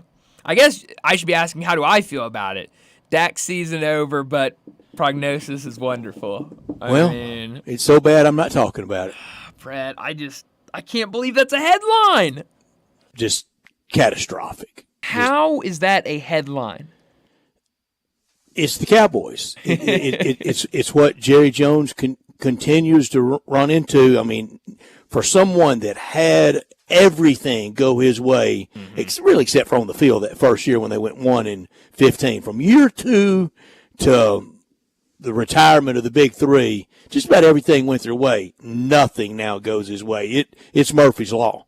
Everything's going the opposite and Sunday way. with the sun in their eyes and look, every football field, there's a reason why most of them are built north-south, not east-west. Yeah, well, unfortunately for the Cowboys, the only architecture mistake of that fine building. And it is great, but isn't that the last signature? And he got in the Hall of Fame, but isn't that the last signature of things for Jones? I mean, it just hadn't been anything to really crow about. No, nothing at all, and it hasn't been much in my lifetime, at the very least. Got Tony Romo on TV. Oh boy, great.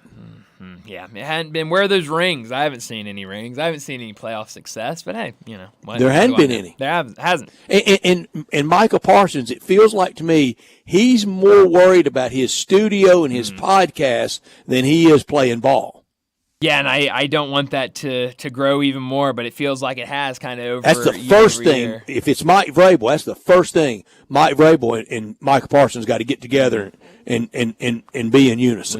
We got to figure something out. Well, they definitely need to figure something out down in Dallas because things are not going well at all down there. We need to get to our final break of the day, and when we come back, we'll wrap up today's show with Crunch Time. Start your day with Sports 56 Mornings with Greg Gaston and Eli Savoy. Weekday mornings from 7 to 10, right here on Sports 56 and 98.5 FM. When you think about insurance and you want great value without sacrificing great service, I want you to think one place, the Eflin Insurance and the entire Eflin Insurance team. Matt and his group of professionals will access 10 leading companies to find the right home and auto program that fits your budget and your absolute needs. The Eflin Insurance Team, the number 386-GER, 386-4777. Hungry for that delicious smash burger flavor? Dyer's Cafe is the original smash burger since 1912 and still smashing burgers in Collier's historic town square. Come out for their lunch specials Monday through Friday, 11 to 2. Ask about their world-famous split dog and authentic Chicago or New York dog. Try the leaner side of Dyer's with a grilled chicken sandwich or freshly made salad. Also serving Lakes, Delta-raised catfish, Pasquale's tamales, and a customer favorite hand-breaded onion rings. Dyer's, serving world-famous burgers, dogs, and shakes in Collier's historic town square. Young Grizzlies fans want to hone your skills on the Grizzlies home court? That's right. Junior Grizzlies Game Day Clinics presented by Ortho South are back. Get ready to take your child's skills to the next level by signing up at grizzlies.com/juniorgrizzlies. So you need to sell your house? I have the solution. Call 901-406-1101. That's 901-406-1101. Call my buddy Bill and I buy houses. Any house, any area, as is. It's literally as simple as that. Just pick up your phone, call 901-406-1101. That's 901-406-1101. Call my buddy Bill and I buy houses. Guaranteed to close in 5 days. If you need to sell your house fast, call Bill at 901-406-1101. That's Bill and I buy houses. Do you know one of the best things you can do for your employees or family's health? Provide Arctic Clear bottled water. Arctic Clear bottled water is your locally owned and operated bottled water provider. Arctic Clear is 100% natural spring water with free delivery and setup, dependable service, and no long-term contracts. What an easy choice. Call Jeff Manus today, 901-382-2363, or visit arctic-clear.com. Arctic Clear bottled water. Call now, 382-2363. That's 382-2363. Back to Sports Time on Sports 56 and 95 FM. This hour brought to you by Jaguar Land Rover. Once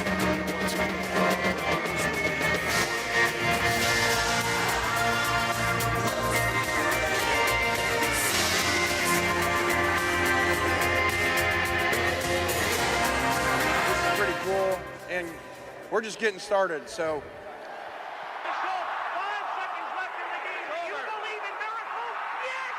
Spanning the globe. Go crazy, folks!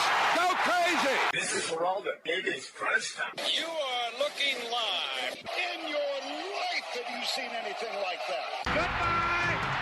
Hello, Haskins. It's obviously crunch time. Hammer, nail, coffin. This baby is over. Well, Brett, what I learned today, you mentioned it earlier. I believe it was your not top story of the day, but the Cleveland Cavaliers picked up another win last night, and now they are off to a 12-0 start to the season. This is a team that they were in the playoffs last year, but it felt like almost a disappointing end to the season because right after they were knocked out of the playoffs, I believe it was ESPN that did a story. Maybe if it wasn't the day after, it was that next Monday, did a big featured story talking about some of the dysfunction that was happening behind closed doors, that some of these guys maybe didn't like each other as much as we thought they did. Didn't really like the head coach, JB Bickerstaff. There was chaos going on between. They got him out. They did, but there was confusion on who was maybe the franchise player. There was disputes about who should be making more money in terms of these star players on this team. And I was really concerned going into this season what this roster would look like because they brought back most of that roster. They also added Kenny Atkinson as their head coach, but now you look up a 12-0 start, an insanely hot team, a team that has a top 5 offense and a top 10 defense in the NBA right now. They're playing extremely well and they're really right now one of the bright spots of that Eastern Conference. What I learned today is we talked about it with Brent Beard. Florida better hope that allowing due process to play out and letting Todd Golden coach amid the lurid allegations in the campus newspaper. They better hope they have a trump card and they're right on stuff, because if they're not, it's the big broom of coaches, administrators, everybody around that athletics department would be out. And if the campus newspaper, and if they're right, and congratulations to them, where were all the big outlets? How come they didn't have any of these stories? Good question. And here's what I fear. Not everywhere, and I don't know if this is the case there. It's not everywhere. This is a big broom here, and I want to be careful. But I'm afraid a lot of the bigger brands, they don't want these kind of stories, because in the subs click world, you write that kind of story, you get subs canceled, and you get clicks canceled. Well, of course, but we will. That's probably the biggest story in college basketball right now is what happens with Todd Golden, and in turn makes it one of the biggest stories in the sports world because of where Florida is right now as an athletic department. In Florida last night, they put it on Grambling, and Grambling almost beat Ole Miss. They did. That was, Friday night, I guess, that game.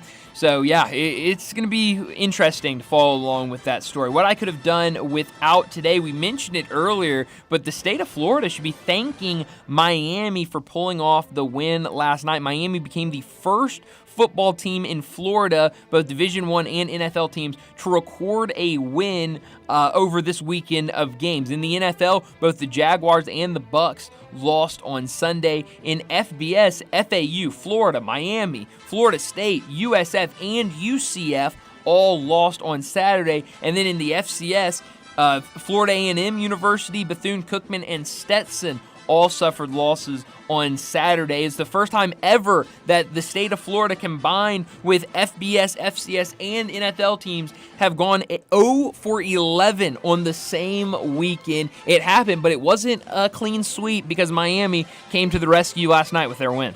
Used to be the center of the football universe. Could have done without this. John Calipari's really amassing the talent for the future, the top 2 players really in the country for next year. But I'm sure they're all playing for free because Arkansas fans want to cop that we really don't do the NIL thing. Know what you don't do? You don't do it for football, because Malik Thomas and Darius Acuff aren't coming up there because they love Northwest Arkansas. They're coming to play for Cal, and they're being paid. I don't know why people don't want to just, okay, it's legal. Exactly. You can do that.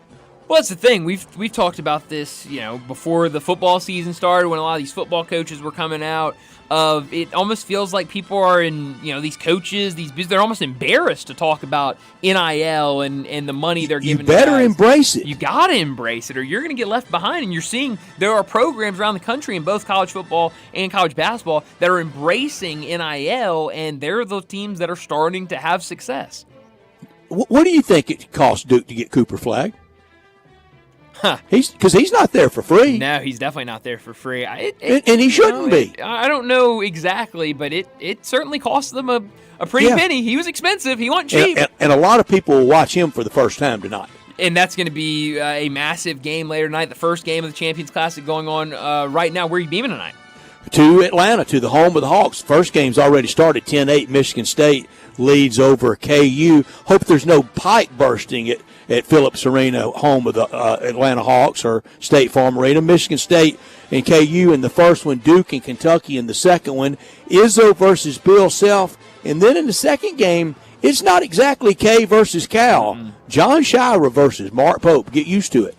Yeah, that's exactly where I'm beaming. I was telling John earlier, I can't remember the last time I was as excited as I am for Duke versus Kentucky tonight for a non-conference college basketball game. I can't wait for this matchup. Bryant, you know me very well. How many times have I said it? Other than March, November and December is my favorite college basketball time to get these kind of games. That's right. And that's going to be a huge game tonight. I mean, on Duke's side, you've got those freshmen, the big names, the Cooper Flag mania, but they've also surrounded those freshmen with good veteran role pieces. And then on the other side, this Kentucky team, 2 games into the season now, it was against Bucknell and Wright State, but 100 or more points in both of those games. Is a team that can score the ball, so I think that's going to be a fantastic basketball game later tonight. But it really is the most wonderful time of the year as we begin the NBA Cup games, the most moving time. Banner will go up eventually for the champion. For somebody. The Maybe last the banner. Lakers again. It was the last banner to go up for the proud Lakers. It could be them again. 3 MAC games, we talked about that way back at the beginning. Buffalo can get bowl eligible. Someone will win between against Bowling Green. So both those teams are 5 and 4. Central Michigan at Toledo. Remember Toledo, Mississippi State fans? And also tonight, you mentioned it, FAU and UCF in college basketball. Some really good games in pretty much every sport. College football, you got action. College basketball, we got really good games. The NBA, we've got some good action tonight. So it should be a really fun night, but that's all the time we have. Enjoy your night. We'll talk to you again tomorrow afternoon.